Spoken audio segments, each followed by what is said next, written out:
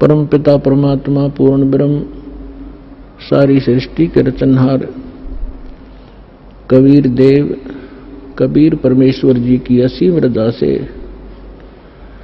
आप सभी पुण्यात्माएं सत्संग सुनने के लिए उपस्थित हुए। जिन पुण्यात्माओं के जिन प्राणियों के पुण्य बहुत ज्यादा होते हैं उनको मानव शरीर प्राप्त होता है। मानव शरीर दो प्रकार से प्राप्त होता है। एक तो टर्न वाइज मिलता है। परमात्मा का विधान है कि इस जीव को भले ये कितना ही निकम्मा हो, 84 लाख प्रकार के प्राणियों के कष्टों को पूरा एक चक्कर लगाने के उपरांत इसको एक मानव शरीर परमात्मा अवश्य दिलवाते हैं। और दूसरी प्रकार का जो मानव शरीर प्राप्त होता है वो उन पुण्यात्माओं को होता है जो पहले भी मानव थे, उनके पुण्य ज्यादा थे, जिस कारण से किसी जन्म में उन्होंने शुभ साधनाएं, शास्त्र अनुकूल साधनाएं की होती हैं, शुभ संस्कार बनाए होते हैं, जिसके परिणाम स्वरूप उनको कई कई सैकड़ों भी मानव शरीर प्राप्त हो जाते हैं। लेकिन उन मानव शरीर के अंदर यदि सतगुरु नहीं मिलते तो उनको फिर से शुभ संस्कार बनाने का अवसर प्राप्त नहीं होता। और सतगुरु के अतिरिक्त अन्य किसी नकली संतों से ज्ञान प्राप्त करके साधना करते हैं, वो शास्त्र विरुद्ध साधना होने से यूजलेस होती है। उदाहरण के लिए श्रीमद् भगवत गीता अध्याय नंबर 16 के श्लोक 23 और 24 पर्याप्त हैं। और जब तक हम शास्त्र अनुकूल साधना नहीं करेंगे हमारे आध्यात्मिक शुभ संस्कार नहीं बन सकते। तो जिस कारण से भले ही सैकड़ों मनुष्य जीवन भी प्राप्त कर ले वो प्राणी जिसके पूर्व जन्म के किसी समय शुभ संस्कार ज्यादा संचित हो गए और फिर वो मनुष्य शरीर प्राप्त करता हुआ आ रहा है, उसके लिए वो कौन सा समय है? अब ये समय है जो ये प्राइम टाइम है, ये बिचली पीढ़ी प्रारंभ होगी कलयुग की। इसमें परमात्मा अपने बच्चों को अपने वचनानुसार अब सबको तत्व ज्ञान से परिचित कराएगा, सतनाम सारनाम सबको प्राप्त कराएगा। जो यहां से निकल जाएंगे सावधानी बरत कर सत साधना करके वो तो गए, सफल हुए। और जो नहीं निकल पाए और साधना कर रहे हैं किसी भी कारण से वो फाउल हो जाते हैं और पार नहीं हो पाते हैं, तो वो भी करोड़ों और काफी करोड़ों की संख्या में ऐसे हो जाते हैं। तो जो करोड़ों की संख्या में सत्साधना करते हुए और यहां रह जाएंगे, ये मंत्र ऐसे अनमोल और इतने कीमती हैं, इनकी थोड़ी ही साधना से बहुत ज्यादा आध्यात्मिक एनर्जी स्टोर हो जाती है।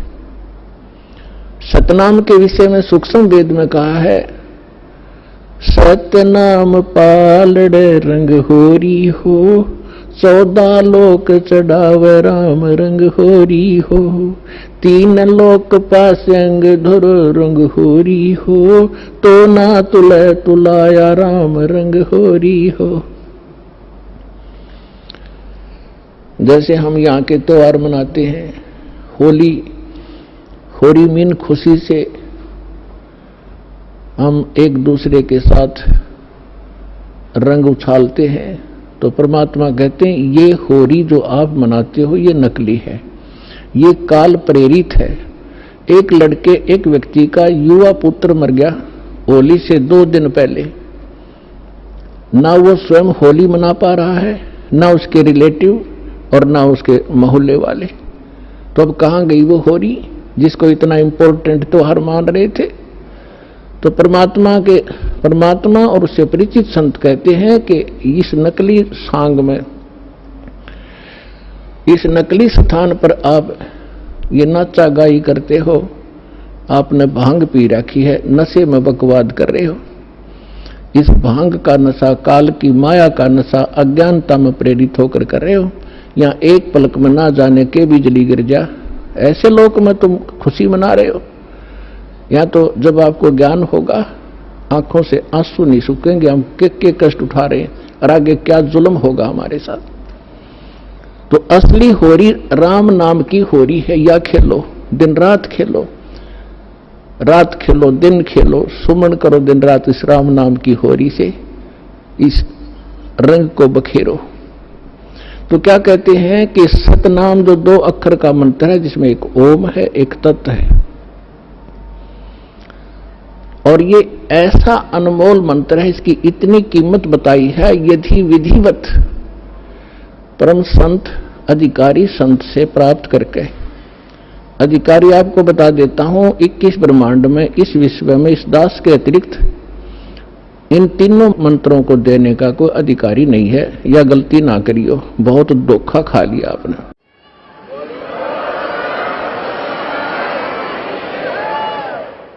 और कोई निकम्मी आत्मा इस दास से मंत्र प्राप्त करके स्वयं संत बनकर ये दान कर रहा है, वो महा अपराधी है भगवान का, और धोखेबाज है, वो डुप्लीकेट बना रहा है वो पासपोर्ट, जो आगे जाके आपको बहुत धोखा देगा। उसको काल का पक्का दूत समझना, उससे आप भी बचना, और जहां तक संभव हो जिसने उनको फंसा रखा है उन भाई बहनों को भी सतर्क करना प्यार से।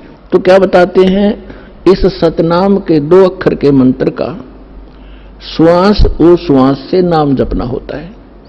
परमात्मा कहते हैं, श्वास उश्वास में नाम जपो, व्यर्था सांस मत खो, ना जाने इसी श्वास को आवन हो कि न हो।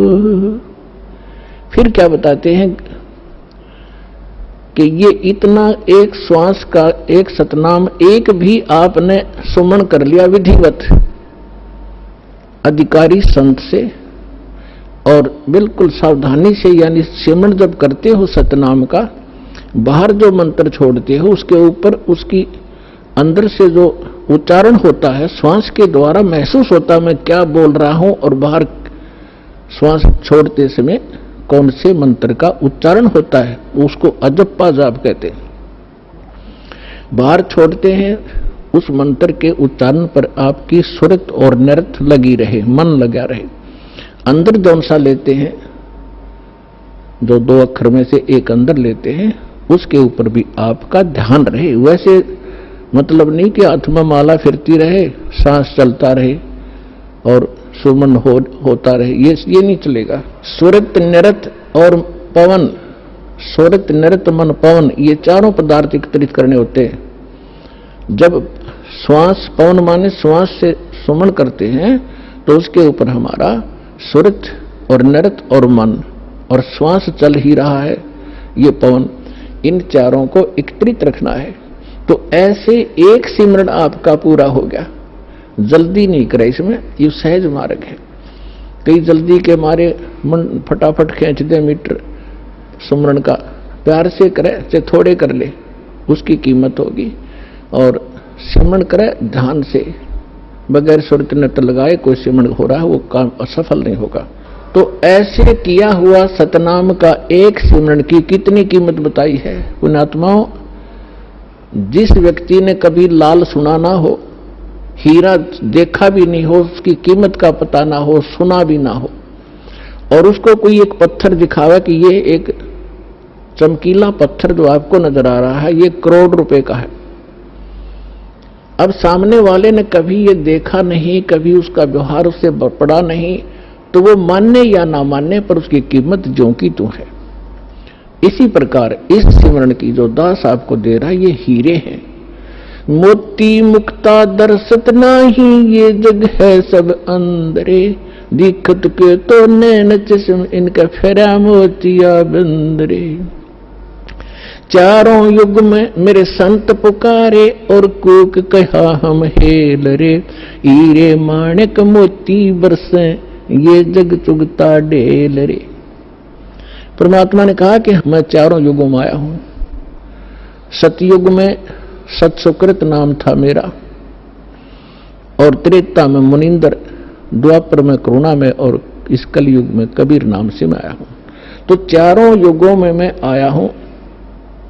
और परमात्मा का विधान वेदों से आपको बहुत बार बताया है कि वो परमात्मा कैसी लीला करता है। ऊपर रहता है सतलोक में, सह शरीर मनुसदृश्य है, वहां राजा के समान एक सिंहासन पर विराजमान है। वहां से गति करके आते हैं या अच्छी आत्माओं को मिलते हैं, उनको अपने से परिचित कराते हैं सचखंड सतलोक ले जाके, फिर उनको वापस छोड़ते हैं। फिर वो परमात्मा से परिचित महापुरुष परमात्मा के उस यथार्थ ज्ञान को संसार के अंदर फैलाते हैं, और परमात्मा स्वयं भी वही काम करने के लिए आते हैं। एक कवियों की तरह लोकोक्तियों के माध्यम से अपने ज्ञान को प्रचार करते हैं। तो क्या बता रहे हैं, चारों युग में संत पुकारे कूक कहा हम हेल रे, हीरे माणिक मोती बरसे ये जग चुगता ढेल रे। हम सत्य ज्ञान और सत्य साधना रूपी हीरे और मोती आपके सामने बखेरते हैं, और आपने उनकी पहचान नहीं है। आप ये कंकर पत्थर आन उपासना, अन्य देवी देवताओं की पूजा, ये भूत पूजाएं करके आप कंकर पत्थर इकट्ठे कर रहे हो, ये सोचकर ये बहुमूल्य होंगे। तो यहां परमात्मा कहते हैं हीरे मोती माणिक बरसे ये जग चुगता ढेल रे। तो ये जो श्वास का सिमरण है ये लाल है आपका, और ये जितने भी एकत्रित करोगे इनकी उतनी ही कीमत होगी, जो अभी दास बताने जा रहा है। क्या बताते हैं कि एक सिमरण आपने कर लिया श्वास का, एक सतनाम के 2 अक्षर का, एक मंत्र बाहर छोड़ा, दूसरा अंदर लेते हैं, ये एक कंप्लीट मंत्र बन गया। देख कितना आसान सी बात, चलते कर लो, बैठ के कर लो, लेट के कर लो, सफर में बस में कर लो, रेलगाड़ी में कर लो, इतना सिंपल वे। इन अज्ञानियों ने इसको पहाड़ बना रखा था, खड़े होकर तपो, ढूंढने लगा लो, व्रत रखो, जंगलों में जा बैठो, और फिर जंगल में चले गए, रोटी के लिए फिर आए गृहस्थी के पास, दिए माई अंडे धक्के खाते। अब सारा काम अव्यवस्थित कर दिया इन लोगों ने, अज्ञानियों ने। तो क्या बताते हैं परमात्मा कि इस सतनाम के एक सिमरण की कितनी कीमत है। होय होय, सतनाम पालड़ रंग होरी हो। तराजू के तखड़ी के एक पलड़े में सतनाम के एक सुमरण की कीमत रख दो, और दूसरे में पृथ्वी लोक की पूरी कीमत, स्वर्गलोक की कीमत और पाताल लोक की कीमत। 3 ये तो पासंग है, और दूसरी में 14 लोक, विष्णु जी का लोक, ब्रह्मा जी का लोक, शिव जी का लोक, दुर्गा का लोक, और ये निरंजन का लोक, और ऊपर जो स्वर्ग के अंदर, महास्वर्ग के अंदर आगे कई डिवाइड कर रखे। ऐसे ये कुल मिलाकर 14 लोक में बनते हैं, तल उतल ये नीचे के। परमात्मा कहते हैं 14 के 14 लोकों की कीमत दूसरे पलड़े में रख दो। एक पलड़े में सतनाम की एक वैल्यू, और उधर 14 लोक चढ़ावे राम रंग होरी हो, और 3 लोक पासिंग धरे, पृथ्वी लोक, स्वर्ग लोक और पाताल लोक की को तो गिनती में भी नहीं है इसकी, उसके सामने कीमत। अब पासिंग क्या होती है, अब आजकल के बच्चे तो नहीं जानते होंगे, लेकिन हमारे समय के हम अच्छी तरह जानते हैं। हमारा खूब पाला पड़ा है, किसान परिवार में जन्म था। हमारे पिता जी के पास ये सेठ लोग कणक लेने आते थे, तो उस समय वो कहा करते भी सेठ जी तराजू चेक करा तेरी। वो चेक कराता था, उसमें कुछ एरर होती तो उसको ठीक करने के लिए उसी जैसे गेहूं तोल रहे हैं, गेहूं से थोड़े से कनक लिया और दूसरे पलड़े में डाल दी जाती है। वो पासिंग ठीक करने के लिए, पासिंग माने एरर, उसके लिए वो कणक रख दी जाती है, उधर ही बट्टे रख दिए जाते हैं, दूसरी साइड पलड़े से फिर कणक तोली जाती है। तो वो जो एक मुट्ठी कणक डाली है वो पासिंग है, वो सौदे में नहीं आती, वो तो व्यर्थ में पड़ी है। वो चाहे ग्राहक की तरफ जाओ और चाहे धनी की तरफ रह जाओ, उसकी कोई ध्यान नहीं करता। वो पासिंग है, यानी इतनी कम वैल्यू है। तो आप कितनी पुण्यात्मा हो और कितना सिमरन आप करते हो और आप कितने धनी होते जा रहे हो अध्यात्म के। कबीर साहब कहते हैं, कबीरा सब जग निर्धना, धनवंता ना कोई, धनवंता सो जानियो जिस पर राम नाम धन हो। अब आज अरबपति है और कल मृत्यु हो गया, भक्ति करी नहीं, तो कल क्या है? वो गधापति है। फिर वो गधा बनकर घूम रहा होगा, कुत्ता बनकर गलियों में सैर सपट्टे कर रहा होगा, टट्टी खा रहा होगा, खा के यहाँ का धन। तो पुण्यात्माओं, इस परमात्मा की शरण में आपको यहाँ के भौतिक सुख भी आपके डिमांड रिक्वायरमेंट के अनुसार अवश्य देगा ये दाता, और फिर आपकी जो भक्ति की शेष पूंजी को सुरक्षित रखेगा, ताकि चल आपके यहाँ जाते समय आपका धन सुरक्षित रहे। अब क्या बता रहे हैं? सतनाम पालड़ रंग होरी हो, 14 लोक चढ़ाव राम रंग होरी हो, 3 लोक पास्यंग धर रंग होरी हो, तो ना तुलय तुलाया राम रंग होरी हो। और हमारी बुद्धि कहाँ सेट कर दी इस काल ने? यहाँ के इस काल की माया की भांग पी ली हमने। एक सरपंच बन जाता है, बस पूछो मत, वो अपने आप को पता नहीं कि महान मान बैठता है। और कोई चेयरमैन बन जाता है 4-5 सरपंचों के ऊपर, बस कहना ही क्या। एक मंत्री और मुख्यमंत्री बनकर काख पीटते फिरते, बगैर ज्ञान के बच्चों वाले खिलौने खेल रहे हैं। और आप वो हो जो मनुष्य जीवन के इस उद्देश्य को प्राप्त कर रहे हो, सफल कर रहे हो। तो कहने का दास का तात्पर्य है, जिस प्रसंग को लेकर चले हैं उसी पर आते हैं कि जैसे अब ये परमात्मा का मार्ग प्रारंभ हो गया है, परमात्मा का आदेश है कि पूरे विश्व में जाओगा। परमेश्वर ने इस काल के साथ एक कमेंटमेंट हुआ था। काल तो ये राजी हो गया था, उसने तो ये चतुरता करी थी कि कलयुग में ये इतने कंडम हो जाएंगे, भक्तिहीन भी हो जाएंगे और इनकी वृत्ति भी खराब हो जाएगी, ये भक्ति के योग नहीं रहेंगे, सब चापलूस हो जाएंगे, विकारी बन जाएंगे। इसलिए उसने कहा था कि भगवान 3 युगों में जीव थोड़े ले जाना। परमात्मा ने कहा था कि तूने सभी मेरी आत्माओं को ऐसा दुखी कर दिया, इनकी क्या दुर्दशा कर दी तूने, गधा बना रखा, कुत्ता बना रखा, क्या ये ऐसे थे जब तेरे पास आए? तब इसने प्रार्थना करके, ये अलग स्टोरी है लेकिन हिंट देना पड़ेगा, फिर आगे चलेंगे। तो उसने प्रार्थना की थी, भगवान 3 युगों में जीव कम ले जाना। मालिक को भी पता था, क्योंकि हमारी शंका बहुत ज्यादा है, तुरंत उत्पन्न हो जाएंगी कि परमात्मा ने ऐसा क्यों वर दिया 3 युगों में जीव ना ले जाने का। तो हमने ऐसे निकम्मा काम किया था, उसके बदले में ये सजा भी थोड़ी है हमारे को। फिर भी परमात्मा को पता था कि सतयुग त्रेता द्वापर में इनकी घनी कमाई होगी भक्ति की, और ये दुखी नहीं होंगे। जैसे संस्कार आपके होंगे उसी प्रकार परमात्मा ने इस पृथ्वी पर वैसा ही माहौल बना देता है दाता। बढ़िया समय पर वर्षा होती है, बड़े फलदार वृक्ष होते हैं, सब शरीर हो जाएंगे, तो फिर सुख होता है उनको। और सुख में भगवान की भक्ति प्राणी फॉर्मेलिटी करता है, और दुखी प्राणी जब हो जाता है तब उसका दुख संकट निवारण हो जाता है। फिर उसको बताया जाता है यदि आपने फिर से भक्ति छोड़ दी तो वो कष्ट फिर आ जाएगा, तो कभी नहीं छोड़ेगा, आजीवन भक्ति करेगा और वो सफल हो जाएगा। और सतयुग त्रेता द्वापर में ये जीव घना दुखी नहीं होता, शरीर मजबूत होता है, लंबी आयु होती है, खूब ठीक सा इसका जो है बना रहता है व्यवहार। तो उस मालिक को मालूम था कि ये भक्ति नहीं करेंगे, क्योंकि सभी भक्ति करते थे लेकिन शास्त्र विरुद्ध करते रहे। और जिस कारण से वो सोच रहे थे जो साधना हम कर रहे हैं इसी से हमें लाभ हो रहा है, और हो रहा था, वो पिछली बैटरी चार्ज से वो प्रयोग कर रहे थे, अपनी पिछली मलाई खा रहे थे। तो इस प्रकार परमात्मा को पता था, तब उसने कहा था ठीक है, चौथे युग में, कलयुग में मैं अपना ज्ञान प्रचार करूंगा।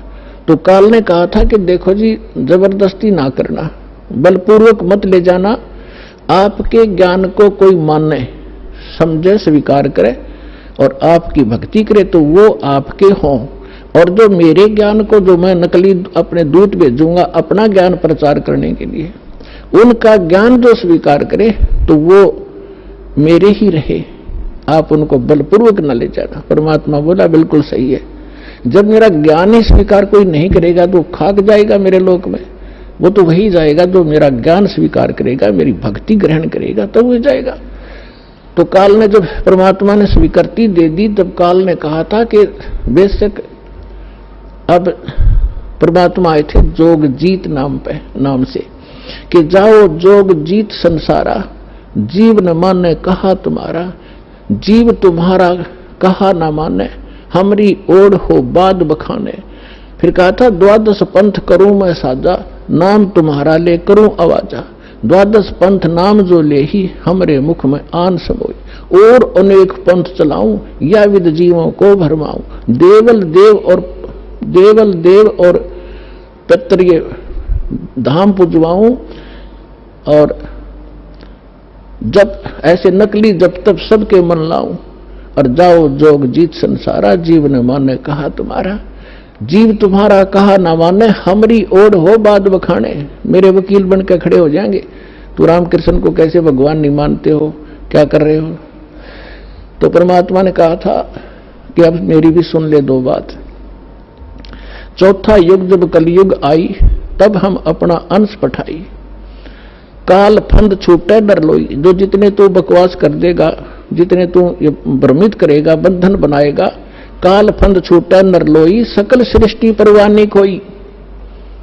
ये परमात्मा का वचन है बच्चों, कोई डूम भाट के गीत नहीं है, समर्थ के वचन है। कि कहते हैं कलयुग बीते 5500 पाचा, तब ये वचन मेरा होगा साचा, और कलयुग बीत जावे जब एता, सकल सभी प्राणी और परम पुरुष पद चेता। अब परमात्मा ने कहा था कि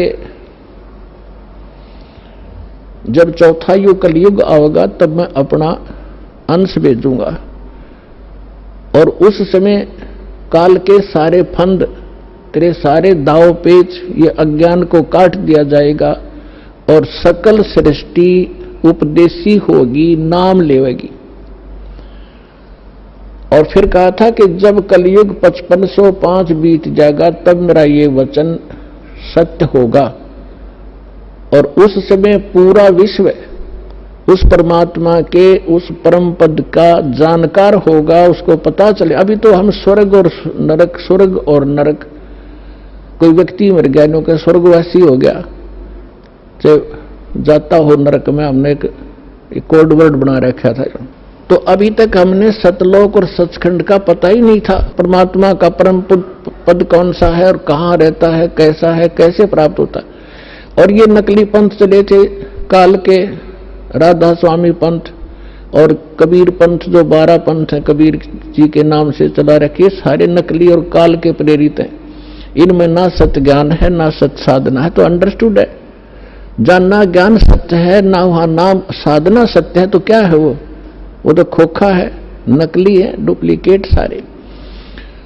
तो अब परमात्मा ने कहा कि पूरा विश्व इस ज्ञान से परिचित होगा, पूरा विश्व नाम लेगा। अब प्रसंग चल रहा था कि 2 प्रकार से मानव शरीर प्राप्त होते हैं। एक तो टर्न वाइज होता है कि नरक स्वर्ग भोग के, उसके बाद फिर 84 लाख प्रकार के प्राणियों के शरीरों में कष्ट उठा के उसको एक मानव शरीर मिलता ही मिलता है। तो वो उस प्रकार का प्राणी शीघ्र भक्ति पर नहीं लगता।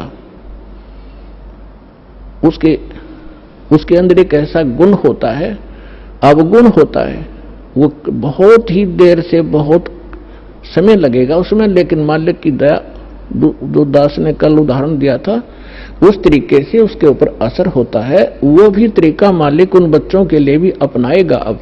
लेकिन जो बता रहा दास के एक पिछले संस्कारों से पुनर्जन्म होते रहते मानव के, उसके लिए अभी तक दास या भूमिका बना रहा है, ये समझाने के लिए आपको कि जैसे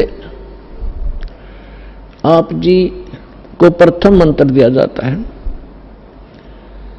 पहले परमात्मा ने इस प्रथम मंत्र में केवल ये बीच वाले 5 नाम ही दिए जाते थे, और ये काल के पंथ जो राधा स्वामी पंथ और इससे निकली हुई जितनी शाखाएं हैं, ये 5 नाम देते हैं। और वो कौन से नाम? पांचों काल के, यूजलेस, ओंकार, निरंकार, ज्योत निरंजन, सोहम और सतनाम। सतनाम कोई जाप है, ओंकार निरंकार ये कोई जाप है? ये 5 नाम थे जो दास आपको प्रथम मंत्र में बीच के 2 फर्स्ट एंड लास्ट को छोड़कर, ये पहले नहीं दिया जाता था, इसलिए इसको अभी तक गुप्त रखा था। ये कंप्लीट कोर्स है। और वो बीच वाले जो मंत्र हैं वो आपको संसारिक सुविधा यहां की उपलब्ध कराएंगे, क्योंकि उनका टैक्स देंगे। ये पूजा नहीं, साधना है। साधना और पूजा में अंतर होता है। जैसे हम पूजा करते हैं परमात्मा को पाने की, तो हम परमात्मा को पाने के लिए जो भी प्रयत्न करते हैं वो साधना है। जैसे हमारा पूज्य है जल, हमने जल प्राप्त करना है, तो जल प्राप्त करना जमीन के अंदर है, तो हमारा जो पूज्य है, इष्ट है, वो है जल। और उसके पाने के लिए, जल प्राप्त करने के लिए जो भी हम क्रिया करते हैं, बोकी लगाते हैं, पाइप डालते हैं, फिर हैंडपंप लगाते हैं, तो वो हमारी साधना है, वो पूजा नहीं है। उसको पाने के लिए जो हमारा पूज्य है, हमारा जो इष्ट है, वो तो जल है, उसके लिए जो प्रयत्न किया गया वो साधना है और वो पूजा है उसको पाने की। तो इस प्रकार इसको पूजा और इसको समझना। हमारी आस्था तो जल के अंदर है, उन इंस्ट्रूमेंटों में थोड़ी है, और उनके बिना वो मिले नहीं। तो इसी प्रकार ये जो प्रथम मंत्र आपके दिए जाते हैं ये साधना है। और इससे जैसे इस दूसरे शब्दों में दास आपको कहे कि जैसे ये मंत्र एक ऐसी कमाई है, ऐसी शीघ्र इफेक्ट करती है, देवताओं को विवश करते हैं ये मंत्र आपको लाभ देने के लिए। जैसे आपको बताया था कि भैंसे को भैंसा भैंसा करता रहो, वो कभी ध्यान नहीं देता। आप वैसे गुण गाए जाओ, जय गणेश देवा, माता थारी पार्वती, पिता माँ देवा, हम घोट रखे थे हमने, ये कभी नहीं सुनेंगे। और इनका एक मंत्र दे रखा है आपको, उसका जाप करो, तुरंत अटैक होगा उनके ऊपर जाके और सतर्क होंगे। क्या हो गया बच्चे को, क्या डिमांड है इसकी, देखो इसका अकाउंट कितना हमारे इसमें, उस तुरंत उसका राहत दी जाएगी। तो जो पैसे ने भैंसा भैंसा करो कभी नहीं सुने, अरे एक बार कर दो हुर्र, वो तुरंत देखेगा नू और अट्रैक्ट होगा, दौड़ने की चेष्टा करेगा उस आवाज की ओर।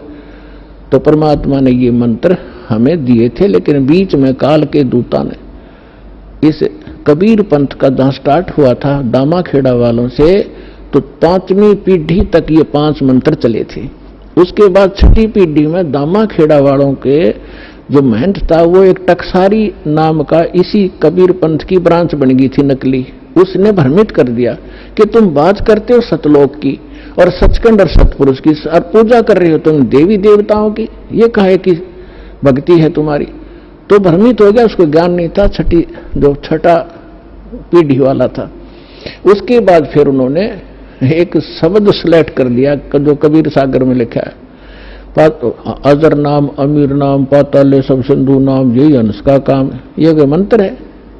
ये तो एक श्लोक शब्द है। तो इन मंत्रों से इन आपकी पूजा नहीं है।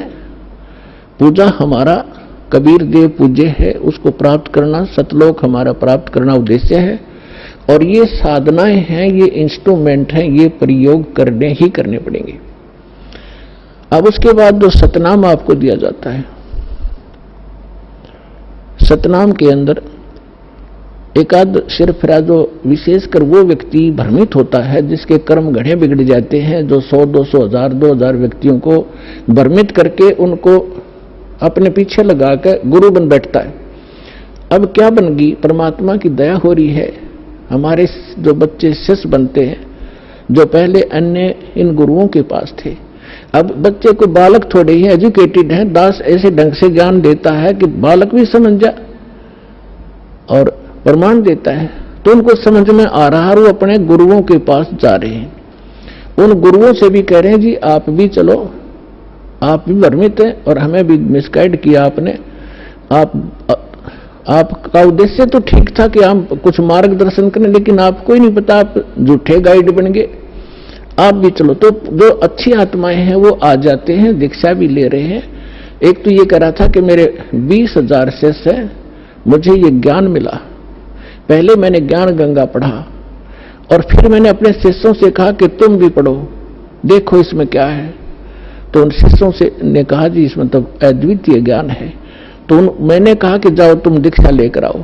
तो वो अपने शिष्य भेजे उस प्यारी आत्मा ने, और अब कह रहा था पिछले सत्संग पे कि पिछली बार मैं भी आ गया हूं और शेष को भी अब जाके ये ज्ञान गंगा दूंगा और यहां लाऊंगा। ये है महान आत्मा। ठीक है, जब तक धोखे में हम भी थे, गलत साधना हम भी कर रहे थे, जिस दिन पता चला उसी दिन हम दिशा बदल ली। तो बुद्धिमान होता ही है। और एक ऐसा सिरफिरा मिला, चेले भी उसके साथ थे, चेलों के सारी समझ मारी, रूस में अहंकार अभी शेष था। वो खड़ा लाइन में कहने लगा जी मैंने 2 बात करनी है। वो कहते हैं जी ये हमारे गुरुजी थे पहले और आज इन्हें दीक्षा ले ली है। अब वो प्रथम दीक्षा ले ली, द्वितीय दीक्षा दी जब उसने कहा कि ये क्या है, ये वही मंत्र है, उल्टे सुल्टे करके दे रहे हो, ये कोई सतनाम हुआ। तो पुण्यात्माओं यही मार खाता ये प्राणी। वो एम था उसके अंदर, अहंकार था। अब डॉक्टर मैं हूं और रोगी वो बनकर आ रहा है और डॉक्टर की दवाई में वो ऑब्जेक्शन कर रहा है। एक जड़ी बूटी होती है, उनको अगर 4-5 जड़ियां मिलाई जाती हैं तो उनका गुण धर्म कुछ अन्य होता है, वो कुछ अन्य लाभ देती है। और जब उनको सिंगल खाया जाता है तो वो अलग लाभ देती है, और जिनको 2 में मिलाकर खाया जाता है तो वो अन्य लाभ देती है। तो इस प्रकार उसको समझाने की चेष्टा की और वो उसका सौभाग्य दुर्भाग्य साथ है, उसका समझ में आई कि ना हुई। तो आपको भी बता रहा हूं कि ऐसे भ्रमित ना होना। पहले तो ये देखो कि जो ज्ञान दास ने आपके रूबरू किया है, विश्व में आज तक ब्रह्मा विष्णु महेश क्लियर नहीं कर सके इसको। इस दास पे दया हुई, तो आगे कौन सी का चीज छोड़ दूंगा मैं, ये भी विचार कर लेना।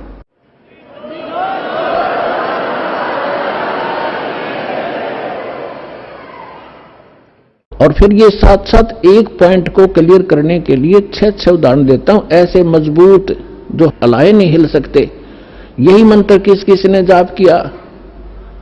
आदरणीय धर्मदास साहिब जी ने यही 2 मंत्र का अक्षर का नाम यही जाप किया, आपके रूबरू कर रखा है। नानक साहिब जी परमात्मा से सीधे मिले, परमात्मा उनको बेई नदी पर जिंदा महात्मा के रूप में सचखंड लेकर गए और फिर उनको वापस छोड़ा। तीसरे दिन अदृश्य रखा और फिर उन्होंने कौन सा नाम जाप किया? उनकी समुद्र की साखी परमात्मा जो बाला वाली जो साखियां हैं, जन्म साखी, उसके अंदर एक समुद्र की साखी है। उसमें एक कथा है कि एक समय बाला और मर्दाना नानक साहिब के साथ रहा करते थे अधिकतर। उन्होंने एक दिन प्रार्थना की, गुरुदेव हम श्रीलंका जाना चाहते हैं, देखना चाहते हैं, दया करो। उन्होंने कहा आंखें बंद करो। आंखें बंद करके खोली तो समुद्र के किनारे खड़े थे।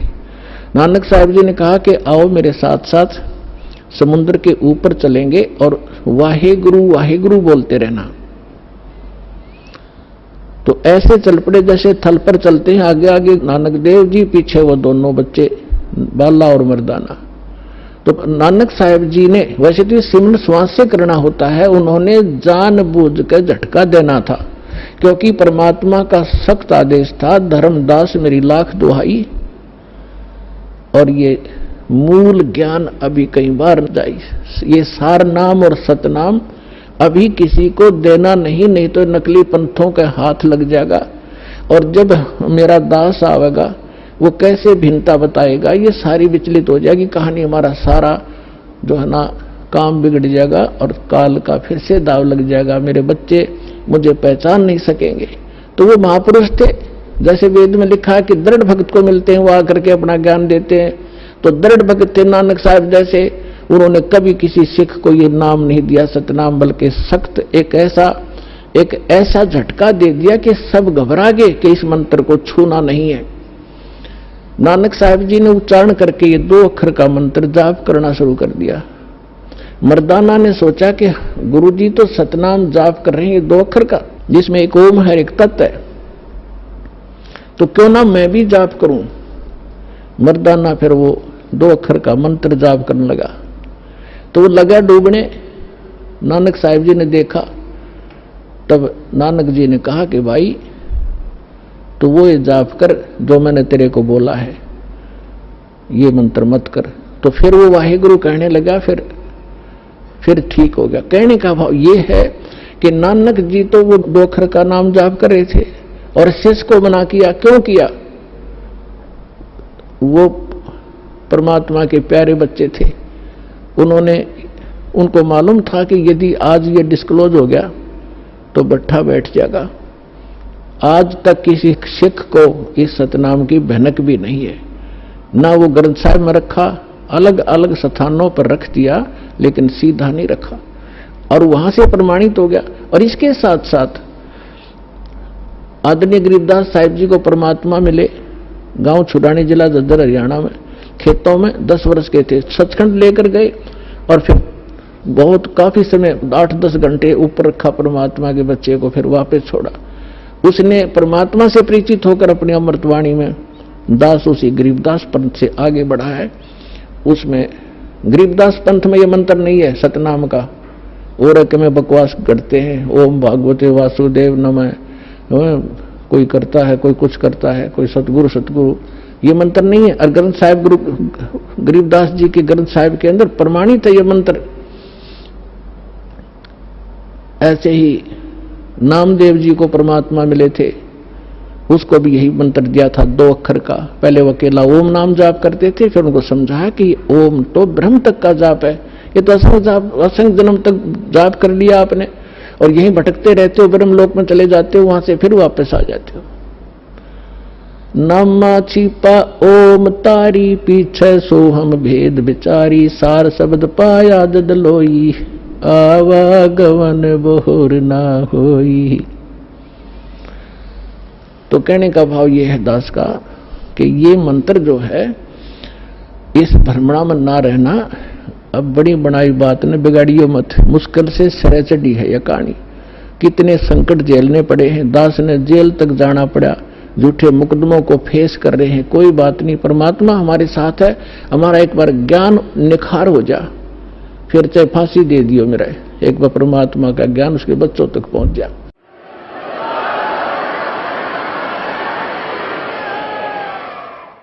तो पुण्यात्माओं, परमार्थ के लिए संत आते हैं, और जो परमार्थ नहीं कर सकता वो खाक संत है। और संत किसे कहते हैं? सतगुरु उसे कहते हैं। सतगुरु के लक्षण कहूं, मधुरे बैन विनोद, 4 वेद 60 शास्त्र वो कहे 18 बोध। सतगुरु होगा जो इन सदग्रंथों से ज्ञान दे और प्रमाणित ज्ञान हो। अब जो प्रश्न चल रहा है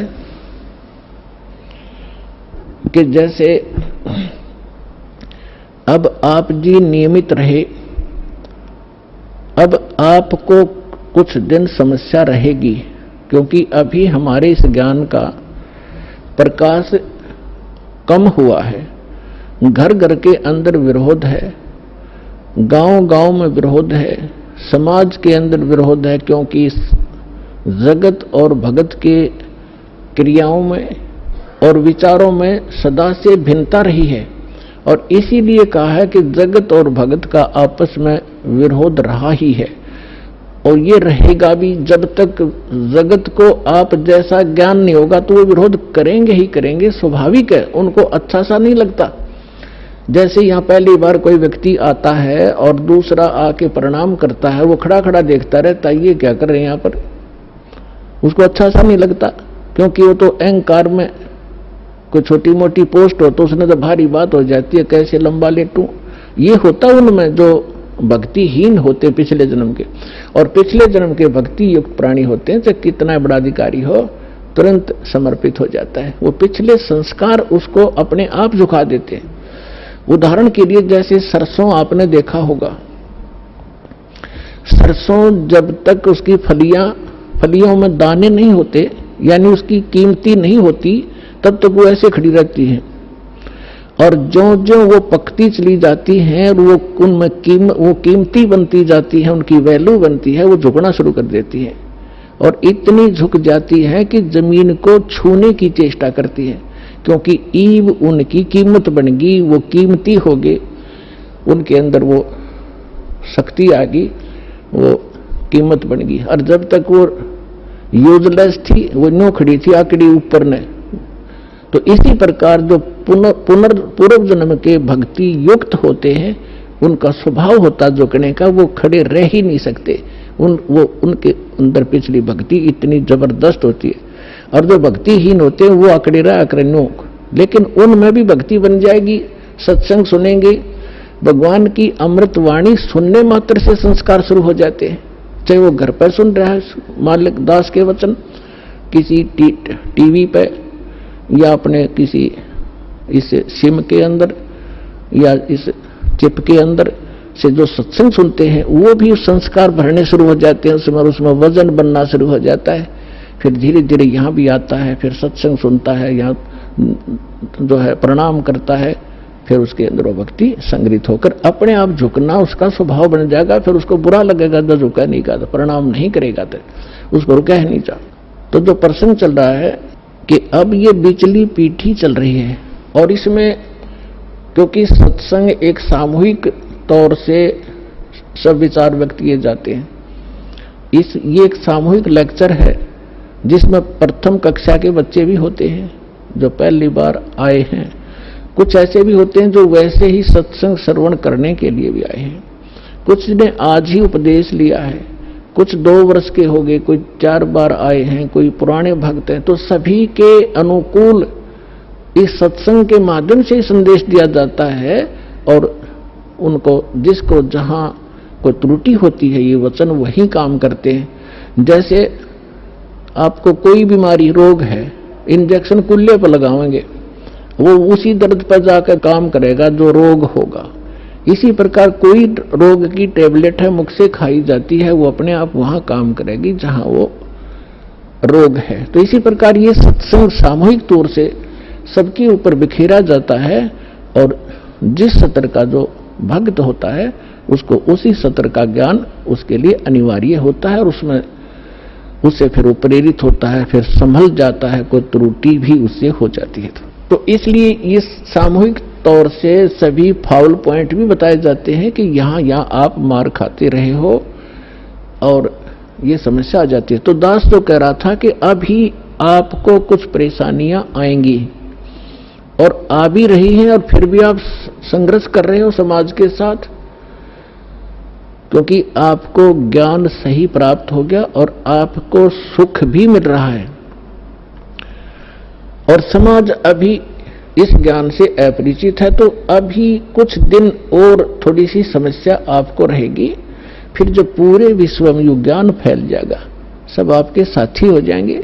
आप जो भी वचन कहोगे, जैसे हमने रामायण और महाभारत सुनते सुनते कान पक गए, हजारों वर्षों से सब ने सुन ली, सब ने मान ली, सारी सही बिल्कुल राम कृष्ण समर्थ भगवान।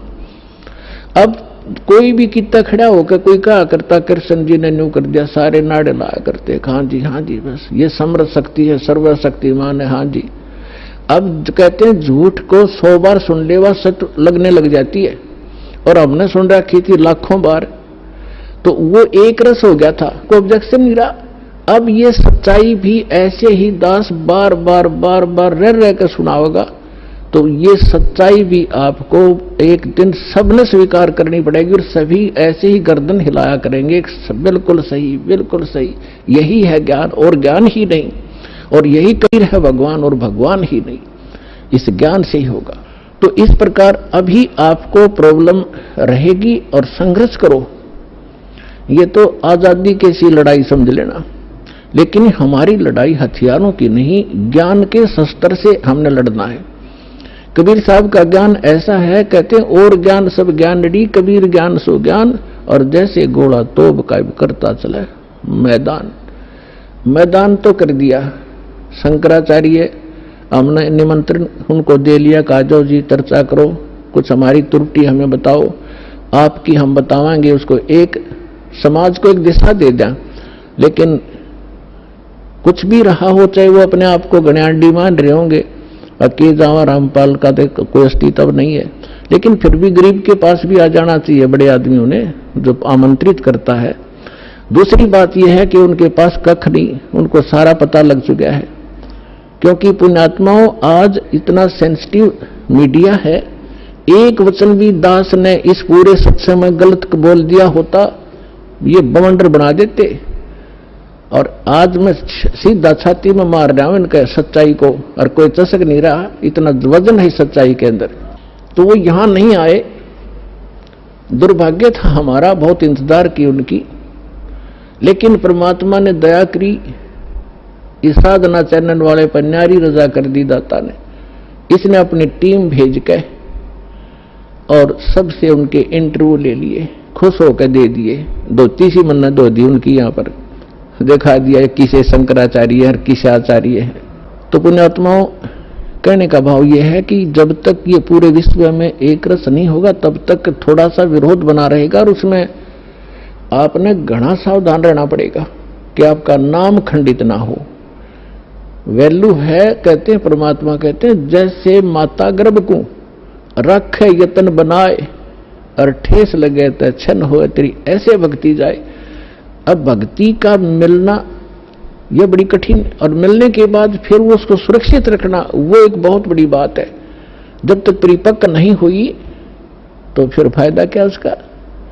तो इतना सावधानी आपने बरतनी पड़ेगी, जैसे कोई माता बच्चे को गर्भ में आते ही वो कितनी सतर्क हो जाती है, खान पीन में संयम बरतती है, पैर ऊंचा नीचा ना टिक जा कि बच्चे का झटका लग जा, रात को करवट भी गलती से ले लेती है तो तुरंत सतर्क होती है, और कहीं मेरे बच्चे का दाब ना लगी हो और खराब ना हो जाए मेरा गर्भ, वो कितनी चिंतित रहती है।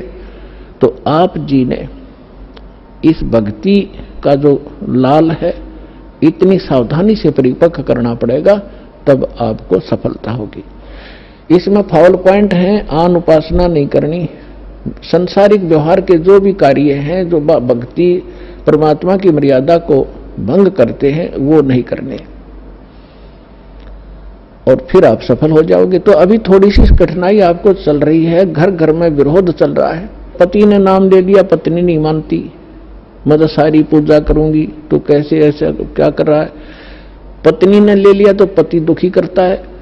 तो धीरे धीरे ज्ञान से क्या होगा, ये ज्ञान ऐसा है कि आप घर पे चलाओगे और बच्चों पर भी असर करेगा, ना सुनेंगे तो भी कक्ष में सोए हुए व्यक्तियों पर भी ये वाणी असर करेगी, जैसे गारुड़ का मंत्र अचेत हुए उस सर्प के डसे हुए व्यक्ति पर, जो सुन भी नहीं रहा समझ भी नहीं रहा, और उसके ऊपर भी वो मंत्र बोल बोल कर उसके विष को उतार कर सचेत कर देता है।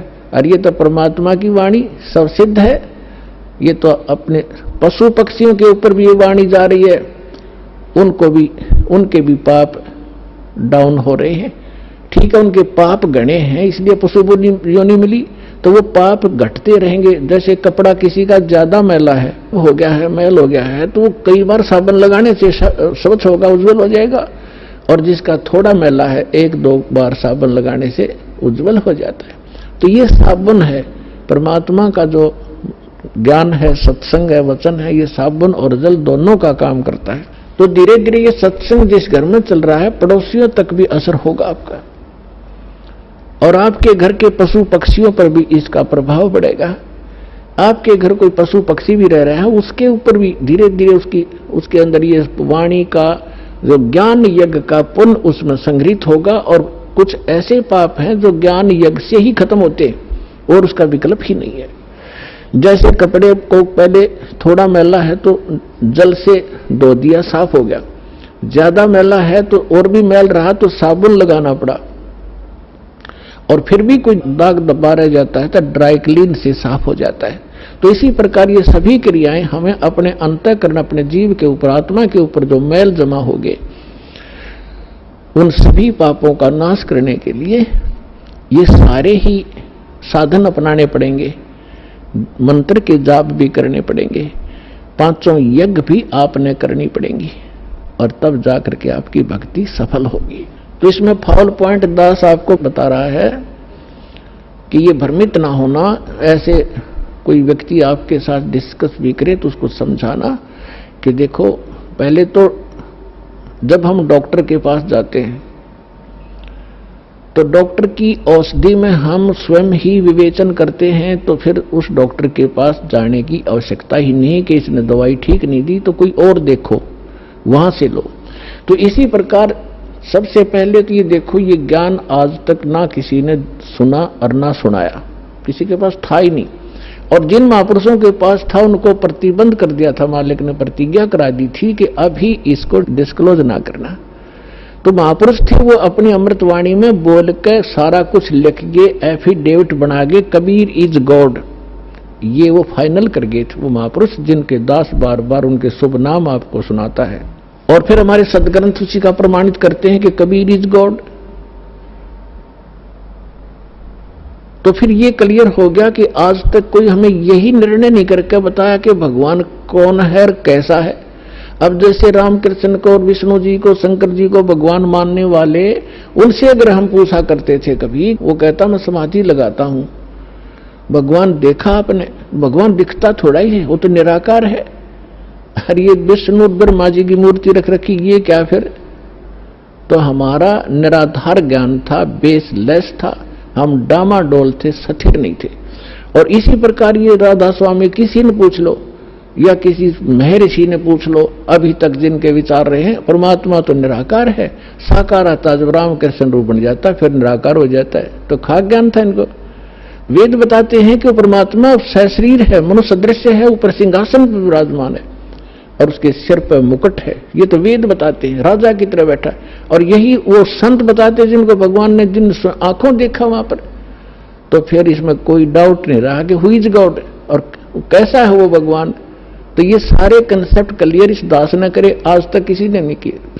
तो इसी प्रकार इस साधना पर भी विश्वास करना, किसी से डगमग ना होना, क्योंकि काल ने अपने एजेंट छोड़ रखे हैं, वो अपने कर्म बिगाड़े हैं, तो वो भी भगवान के बच्चे पर भ्रमित है, उस काल से प्रेरित है। उनका दुर्भाग्य है कि वो अशुभ काम पर लगे हैं। तो दास की उन सभी संतों से भी प्रार्थना है कि वो भी भगवान के बच्चे हैं और परमात्मा के बच्चों को मिसगाइड करके वो भगवान के दोषी हो रहे हैं।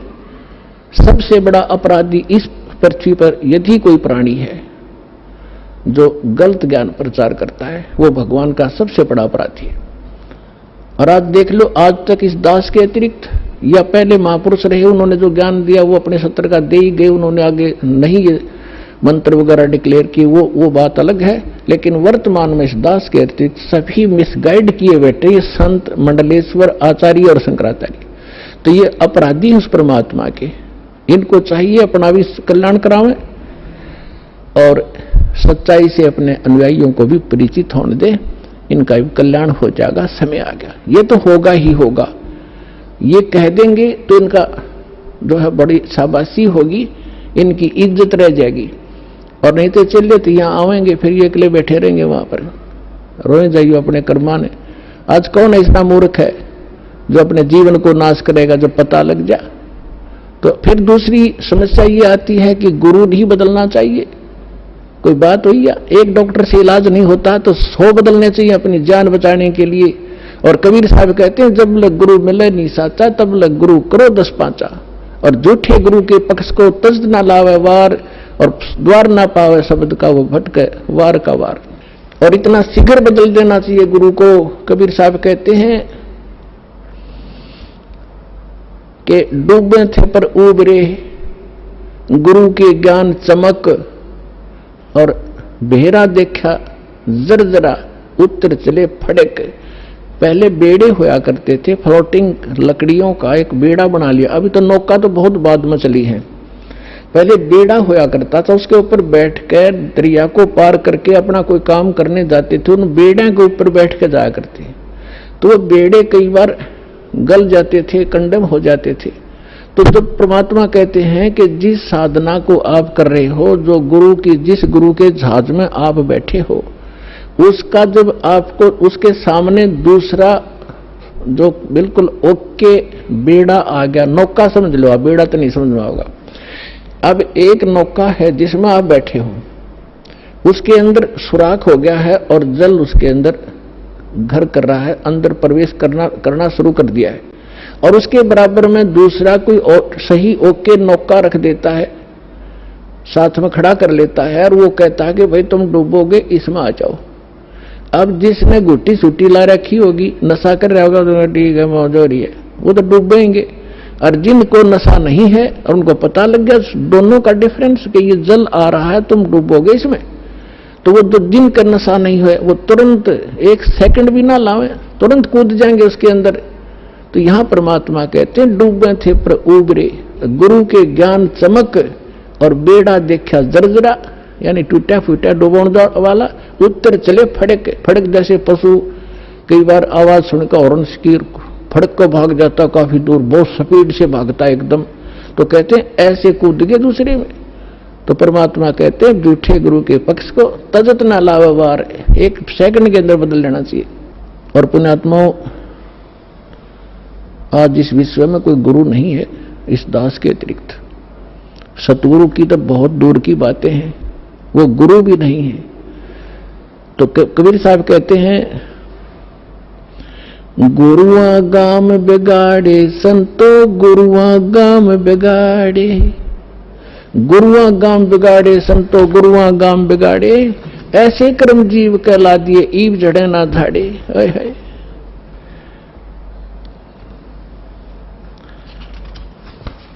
अब परमात्मा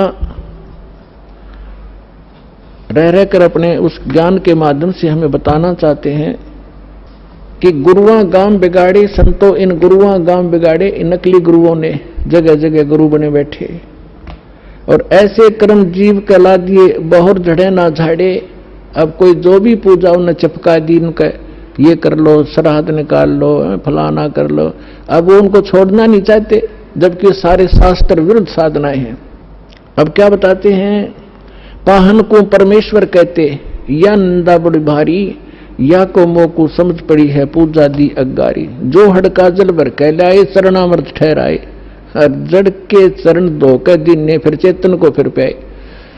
अब क्या बता रहे हैं कि जैसे पहले हमने देखा, हमारे गांव में एक शिव जी का मंदिर है, और कभी वहां चले जाते थे, कभी त्योहार होता था, शिव जी का मेला पड़ता था, तो क्या करते थे, उस जोड़ में तालाब में जिसमें भैंस भी माए मूतते हैं, उस सब नहाया करती हुए भी पेशाब करें, टट्टी करें, और उसमें से भर के लाते लोटा, और उसको फिर भगवान शिव जी के उस पर शिवलिंग पर डालते, और फिर आगे निकलता उसको लोटे में भर लेते। उसने चरणामृत बनाकर सारा नबाटा करता पुजारी। परमात्मा कहते हैं कि जो हड़का जल भर के लाए तालाब से, और चरणामृत ठहराए, और जड़ के चरण धो के प्याए, उस पत्थर की मूर्ति के चरण धो के प्याए, और जड़ के चरण धोकर दीने चेतन को फिर पाए, चेतन को प्याओ जड़ की जो पत्थर के चरणों का चरणामृत। फिर कहते हैं, कौवा मच्छा और मीन जल पिया, और बिष्टा की नामाई, गुरुआ कह तो गारा लग गया, जुग जुग छूटे नहीं। भरम विभूषण शब्द हमारा, कोई गावे कोई रोवे, और पांडे को तो परख नहीं, ये किचड़ी मुंह में धोए। कहते हमारा जो ज्ञान है ये सब भ्रम का निवारण करने वाला है, इसको सुनो। और पांडे जो यानी जो आपके गुरुजी आपको दीक्षा साधना बता रहे हैं, ये तो ऐसा है जैसे कीचड़ से कपड़ा धो रहे हो तुम, दूनी गारा लगेगी, वो साफ नहीं हो सकता जो साधना आप करें। भैरो भूत मसाणी पूजें और दुर्गा देवी ध्यावें, उत्ती के तो तब ही बाजें जो बकरे आण कटावें। भेड़ पूछ को पंडित पकड़, ये बादो नदी बिहंगा, गरीबदास वो भवजल डूबे नहीं साध सत्संगा, कि जिनको संतों का संग नहीं मिला, सत्संग नहीं मिला, वो भवजल के अंदर ही डूब जाते हैं। भेड़ पूछ को पंडित पकड़े, ये आपके गुरुजी कहते हैं, आपको दरिया पार कराने के लिए ऐसा साधन दे रखा है जैसे कोई ये कह दे कि भेड़ की पूछ पकड़ा दे और कहते इसको लेकर दरिया में बढ़ जा, ये पार कर देगी तुझे। तो वो साधन दरिया को पार करने का नहीं है, ये तो आपको अंडरस्टूड है। उसका कौन सा साधन है कि नौका हो ओके, लीक प्रूफ हो, वाटर प्रूफ हो, और उसने रखे और साथ में फिर चलाने वाला सही कार्य बिल्कुल परफेक्ट हो और उसमें बैठे फिर पार होगा। भेड़ पूछ के पकड़ने से दरिया पार नहीं हो सकती। इसी प्रकार जो साधनाएं आज तक आप कर रहे थे वो ऐसी साधना थी, मोक्ष कराने के लिए जैसा आप उद्देश्य ले रहे थे ऐसी थी जैसे भेड़ की पूछ पकड़कर दरिया पार करते, और वो भी भादो वाली दरिया। भादों के अंदर सबसे ज्यादा वर्षा हुआ करती थी और सभी दरियाएं ओवरफ्लो होकर किनारों को चाटती हुई चला करती हैं, और ऐसे भयंकर समय में और ये साधन दे रखा आपको। तो यहाँ कहते हैं भेड़ पूछ को पंडित पकड़े भादो नदी विहंगा, और गरीबदास वह भवजल डूबे जिन नहीं साध सत्संगा। जिनको संत सतगुरु नहीं मिले वो यहीं डूब जाएंगे। कबीर साहब कहते हैं, कबीर इस संसार को समझाऊं कै बार, और ये पूछ पकड़ के भेड़ की ये उतरा चाहे पार। अब थोड़ी सी इन नकली गुरुओं की हिंदी करता हूं, उसके बाद आगे आज की कथा सुनाएंगे। अब परमात्मा क्या कहा करते, गरीबदास साहिब को भगवान मिले, सचखंड ले गए, फिर वापस छोड़ा। और परमात्मा ने पहले कहा था कि 12वां पंथ जब गरीबदास 12वें पंथ का जो संचालक होगा, प्रवर्तक, उसके माध्यम से मेरी वाणी पुनः प्रकट होगी, मेरा ज्ञान दूंगा। और बीच में जैसे 600 वर्ष पहले कबीर साहब जी ने धर्मदास जी को जो ज्ञान दिया था वो कबीर सागर में लिपिबद्ध हुआ। तो परमात्मा ने पता था कि बीच में काल के दूत इसमें कोई ना कोई गड़बड़ करेंगे। आप एक अनुराग सागर है, कबीर सागर का एक चैप्टर है, तो ये कबीर पंथी विशेषकर उस अनुराग सागर को ही घसीट रहे थे। और इस कबीर सागर के संशोधनकर्ता ने, ये युगलानंद बिहारी जी ने एक टिप्पणी कर रखी है इसमें कबीर सागर में, उसको संशोधित करते हुए कि मेरे पास अनुराग सागर की 45 कापियां हैं, कुछ हस्तलिखित कुछ प्रिंटेड। इनमें बहुत सी ऐसी हैं जो एक दूसरे से मेल नहीं कर रही।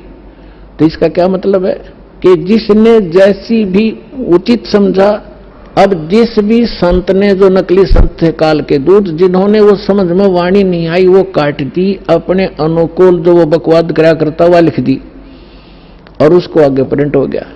तो उसको कंप्लीट करने के लिए, सुचारू करने के लिए परमात्मा ने कहा था कि संवत 1774 होई ता दिन प्रेम प्रगटे जगलोई, और उसके माध्यम से मेरी पुनः वाणी प्रगट होगी। तो वो गरीबदास जी ने वह कसर, परमात्मा ने गरीबदास जी को सच ऊपर ले गए, फिर वापस छोड़ा, उसमें वो फीड कर दिया। जैसे एक मोबाइल से दूसरे मोबाइल में पूरी की पूरी फिल्म फीड फैक्स हो जाती है और उसमें भी रह जाती है, तो परमात्मा ने ऐसे वो ज्ञान गरीबदास जी ने दिया। तो गरीबदास जी ने फिर इन नकली संतों के बारे में क्या बताया है, कंठी माला सोमरनी ये सभी सिलसिला मेटे, कन फूका गुरुआ मिले है जो जम मारी फेटे। कंठी माला सोमरनी भाई पैरे से क्या हो, ऊपर डूंडा साध का और अंदर रख्या खो। कहते हैं ये ऊपर कंठी पैर ली, माला बना ली, एक मणिये की माला कंठी पहनते कबीरपंथी नकली। एक तुलसी की लकड़ी का एक मनिया बना के एक जनेऊ से में बांध देते हैं, और यहाँ जो भगत आते हैं उनको हम कहते हैं कि ये कंठी माला नहीं चलेगी, इसने उतार दो, तो वो दृढ़ हो जाते हैं, कि इसने नहीं उतारे, ये तो हमारा जन्म सिद्ध अधिकार है। अब परमात्मा क्या कह रहे हैं, कंठी माला सुमरणी ये सभी सिलसिला मेटे, इसने सब छोड़ छाड़ दो, इन तो पार हो गए। अंदर भक्ति सही करो, सत भक्ति करो, सत साधना से मोक्ष होगा इन कंठी और माला ऊपर की दिखावे से, चाहे कपड़े लाल पहन लो और चाहे पैंट कमीज पहन लो, भगत वाले लक्षण और भक्ति सही होगी तो आपका मोक्ष होगा। एक विशेष आडंबर से भगवान नहीं मिलेगा। तो यहां कह रहे हैं कि कंठी माला सुमरणी ये पहरे ते क्या हो, ऊपर तो दिखा भगत और अंदर रख्या खो, न साधना ठीक न ज्ञान सही। कंठी माला सुमरणी भाई पहरे से क्या हो, ऊपर ढूंढा साध का अंतर रख्या खो।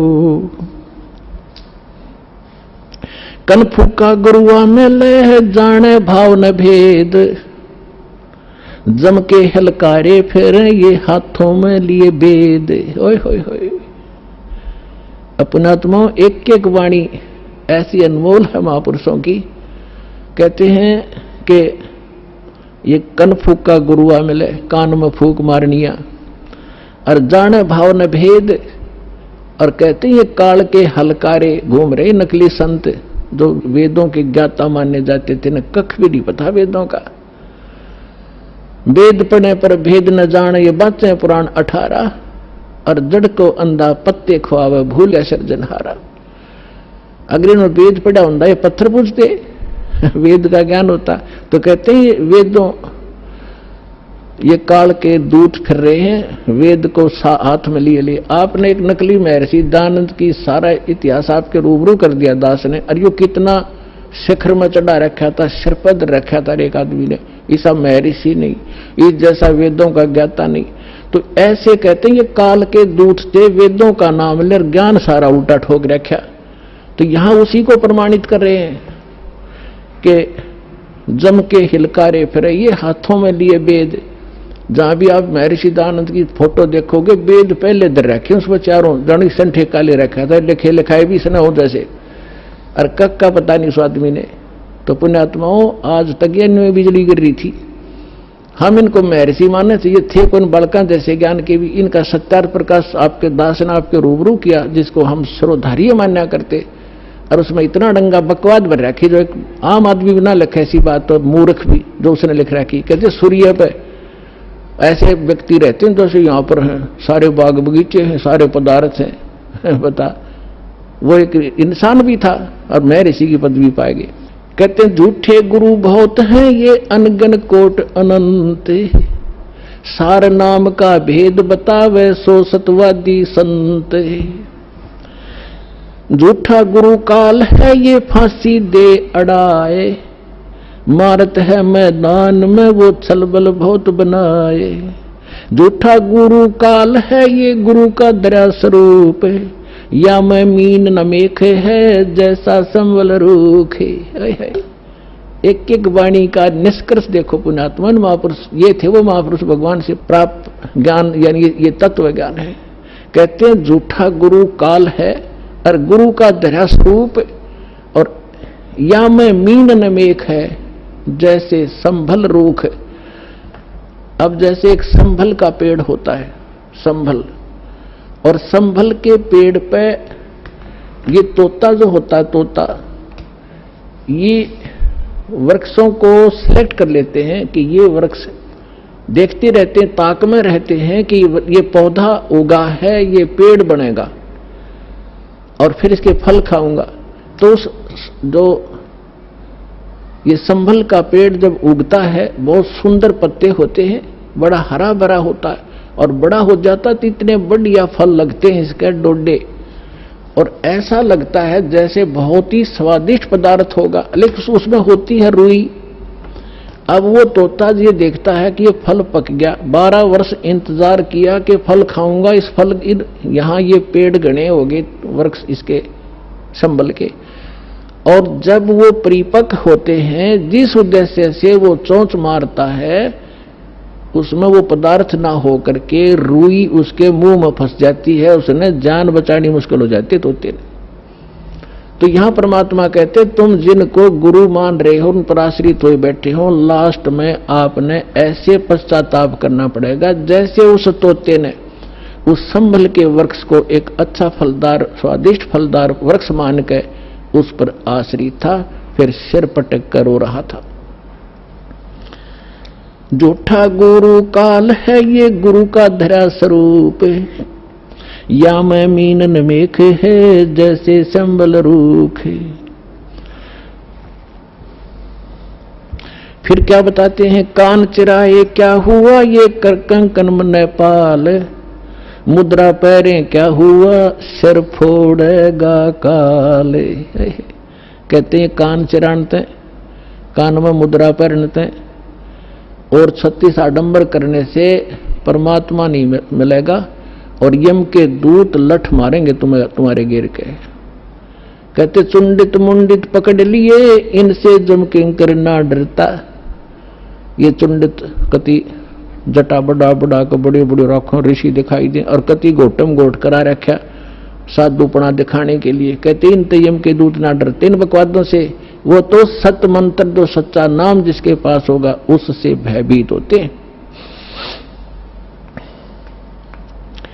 फिर क्या बताते, मौन रहा तो क्या हुआ ये बोले से नो भेवे, मौनी वक्ता एक है ना पर से दल देवे। अब जैसे एक नकली था, आडंबर करे बिना इनका काम चला नहीं, दुनिया आकर्षित नहीं हो। एक ने कहा कि मौन धारण कर रखा उसने। एक कबीर पंथी घीसा पंथी संत था, और दास को पहले नाम देने का आदेश नहीं था जब तक 1988 से 1994 तक। तो दास इनको संत मान के इनसे परमात्मा ने इनकी तलाशी दिवानी थी मेरे थे, उससे मिलता था, चर्चा होती थी। एक दिन मैं गया तो क्या पता चला कि महाराज जी तो मौन व्रत रखा है 41 दिन का। मैं चलो भाई ठीक है, मैं बैठ गया तो वो निकला गुफा से बाहर। तो उसने क्या किया, एक स्लेट ले रखी जो बच्चों की होती थी पहले, स्लेट पत्थर की, और एक चौक ले रखा, उस पर लिखा कि भगत जी को चाय पिलाओ। स्लेट पे लिख दिया, तो वो चाय ले आए। फिर लिखा कब आए, वो बोला जी अभी आया हूं। अच्छा, अब उस स्लेट पर लिखे और फिर उनको पानी पिलाओ। अब यहाँ वो परमात्मा कहते हैं कि मौन रहा तो क्या हुआ जो बोले से नो भेव, इशारों से बात कर रहा, मन तो डिस्टर्ब हो लिया। बताओ उस मौन रहने से क्या लाभ हुआ तुझे।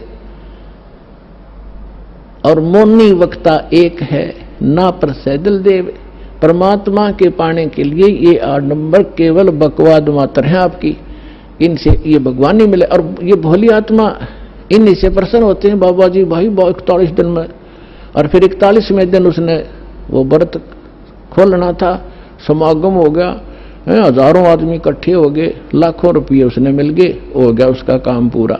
वो भी पार और चेले भी पार। दोनों गधे बनेंगे इकट्ठे। कहते सन्यासी 10 नाम है ये शिव का धर है ध्यान, शिव के ऊपर और है ताको कर प्रणाम। ये सन्यासी 10 नामी सन्यासी कहलाते हैं, भगवान शिव को इष्ट मानते। कहते शिव के ऊपर और परम शक्ति है, उसका ध्यान धरो जब तुम्हारा कल्याण होगा।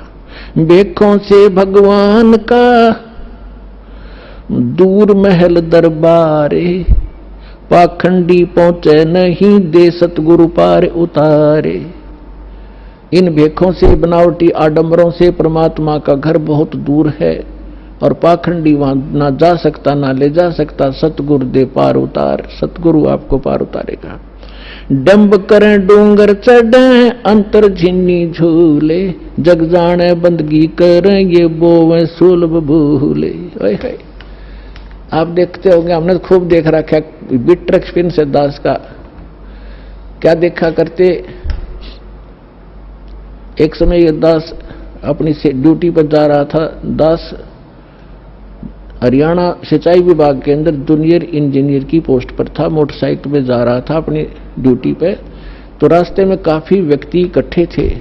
एक ऊंचा सा स्थान था गांव में बाहर, और उस जंगल था वहां पर। वहां क्या देखा, एक बाबा जी बैठा, और दूर से दिखे 10-20 भगत बैठे। मैं भी चला गया उधर जाकर देखने के लिए। जब तक ये दास को ये ज्ञान नहीं था, साधु संत की ऐसे अट्रैक्शन होती थी। तो वहां बैठे काफी लोग बैठे, दूना ला रखा, इन्होंने सुल्फे पीवे, भर भर चलम वो भी पीवे, और जहां 10 रुपये चढ़ा दें। और तो अब वो ऊंचे पे न्यू बैठे सब न दिखूं ताकि मेरे पुजारी आ जाए। तो क्या है, तो यहां क्या कहते हैं, डंब करें, पाखंड करें और डूंगर चढ़े, यानी ऊपर ऊंचे स्थान पर टिल्ले पर जाकर बैठेंगे और अंदर कोरी बकवाद, अंतर झिन्नी झूल और जग जाने यो बंदगी करे। आम जनसाधारण तो ये समझता है कि ये भगती कर रहा होगा, तो परमात्मा कहते हैं ये बो है सूल बबूल, ये तो अपने भविष्य में की करके कांटे बोन लाग रहा है, कर्म फोड़ रहा है अपने। डंब करे डूंगर चढ़े ये अंतर झिन्नी झूल, जग जाने बंदगी करे ये बोवे सूल बबूल। फिर कहते हैं माला मुक्ति न होते है, मुक्ति होत है नाम। इन माला से मुक्ति नहीं होगी, इस नाम से मोक्ष होगा, चाहे माला तो जप ले चाहे बिना माला तो जप ले। केवल ये माला पैर के आडंबर करने तय बात नहीं बनेगी। अपने आत्माओं जैसे दास आज जो सत्संग एंड करेगा, उसी के कारण ये आगे चल के बात बिगड़ जाती है। जैसे थोड़ा सा उदाहरण देता हूं, ये माला गल में पहनने की परंपरा कैसे चली। जब भक्ति किसी भी युग में कभी प्रारंभ हुई थी, परमात्मा आते हैं, थोड़ी बहुत भक्ति वो स्टार्ट कर जाते हैं, चाहे प्रथम मंत्र की ही थी, तो उस माला से जाप किया करते थे। तो पहले क्या करते थे, जे कपड़े वस्त्र इसे होते नहीं थे, माला से जाप किया और माला को आदर के साथ गले में डाल लिया करते। वो लोग दिखावा नहीं था, वो सिर्फ अपना सुरक्षित स्थान और आदरणीय स्थान सीने से लटकी रहती थी, और जब उसकी आवश्यकता पड़ती उसको जब जाप कर लिया करते थे। तो जिसके गले में माला होती वो जाप करते थे, तो बगैर मर्यादा के उन मंत्र करने वालों से अगर किसी को दुआ निकलेगी वह सफल होगी। तो गृहस्थी आदमी ने को किसी ने आशीर्वाद दे दिया, उस माला वाले ने जाप करनी ने, तो उसको लाभ हो गया, तो उनकी पूजा शुरू होगी, अपने घर घर बुलाने लगे। जब यह थोड़ी सी भक्ति डाउन होने लगती है, तो फिर ये पहचान मान ली कि जो गल में माला डाल रहा है ये भगत है और इसकी पूजा सेवा करने से बहुत लाभ हो जाए। तो हम दो भागों में बट गए।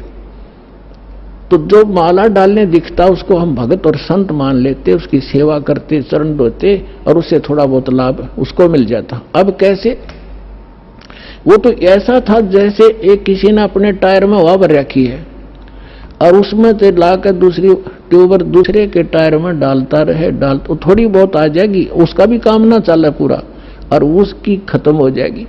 तो ऐसे बात बिगड़ती चली गई। तो ऐसे हम इन नकलियों को जो गल में माला डाला करते, प्रारंभ में तो ये भगत थे, फिर मर्यादाहीन होने से अपनी संग्रहित कमाई को यहीं डिस्ट्रॉय कर जाया करते थे और दोनों यहीं के यहीं रह जाते थे। तो इस प्रकार ये माला का वो प्रचलन चला था। तो फिर लोगों ने जब न्यू देखा कि माला जिसने डाल रखी है उसको भगत मानते हैं, फिर पाखंडी ने दो दो डालनी शुरू कर दी। तो क्या कहा करता, को पूछता भाई दो क्यों डाल रखी है भगत जी के, दोनों हाथों जप्या करूं मैं। तो उन्होंने सोचा भाई ये और बड़ा भगत होगा तो उसकी और ज्यादा पूजा शुरू होगी। तो जिसने फिर 3-3 4-4 डालनी शुरू कर दी, तो 4 वाले ने ज्यादा पसंद करने लग गया आम भोले भगत। तो न्यू भट्ठा बैठ गया। एक आश्रम के अंदर कुछ भगत, वो गांव वालों ने एक आश्रम बना रखा था, 5-7 कमरे बना रखे थे। इसी तरह हम ज्ञानहीन होने से हम इन नकलियों के मजदूर बने रहे। हम इनको ये थोड़ी बहुत भक्ति कर दे जैसी, और फिर हम उनसे सेवा करके रोटी टूका खुआ कर थोड़ा बहुत राहत हम ले लेते, हम इनके भिखारी बने रहा करते थे। अब दास चाहता है कि घर घर में सब धनवान हो, भगवान के खजाने में कोई कमी है, जो भक्ति करेगा वो धनी हो जाएगा, भगवान की भक्ति का सारे सुख आपको प्राप्त होंगे, हम क्यों किसी के मुंह की तरफ देखेंगे। फिर तो क्या था, उसमें 5-7 कमरे बना रखे थे, वहां पर साधु संत आया करते थे और गांव के लोग वहां सेवा करने जाते थे। तो वो क्या किसकी सेवा करा करते, जो ज्यादा भजन करता दिखे उन्होंने क्या पहचान कर रखी थी कि ज्यादा भजन कौन करता है? जो सबसे पहले उठ कर स्नान करके और अपने भजन पर बैठ जाता है। तो भगत वहां जो रहते थे सेवादार एकादा, तो गांव वाले उनसे पूछा करते थे कि आज पहले कौन सा उठा था, कि आज जो उनके लंगोट सूखा करते बाहर, एक एक कॉपिन रखते थे, वो धो के सुखा के और अपने भजन पर बैठ जाते थे। तो जो सबसे पहले बता देते थे कि ये उठा था सबसे पहले, ये इसी का लंगोट सूख रहा, तो उसी की पूजा ज्यादा लोग करने लगे। और दूसरे जो लेट उठते थे उनको वो विशेष ध्यान नहीं देते थे, उसी का पूजा करनी, उसी को प्रणाम करना, उसी के पैर दबाने। तो दूसरे एक उनमें नकली था, आलसी सा आदमी, उसने सोचा भाई यू क्या चक्कर है, इसकी पूजा क्यों हो रही है? तो उसने पता चला कि वो बखत उठा है, इसलिए यार इनने पहचान कर रखी है लंगोट की, इसका पहले सूख क्या पावे। वो क्या करने लग गया, उन तो सब तो पहले उठा आध घंटा, और इतना आलसी था, नाव भी ना था, लंगोट ने पानी में बेकर सबसे पहले टांग देवड़ा और उल्टा ही सो जावे।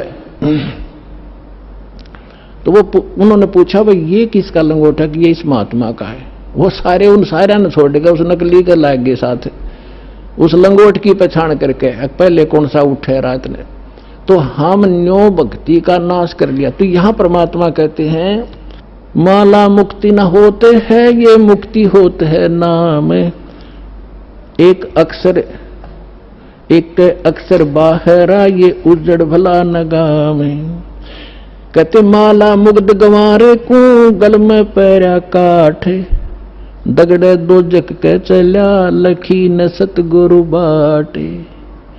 माला मुग्ध, इस मूर्ख ने गल में काठ पैर रखा, इतना मोटे मोटे मणिये। और दगड़े दो जग के चला, नरक के रास्ते को पकड़ रखा है।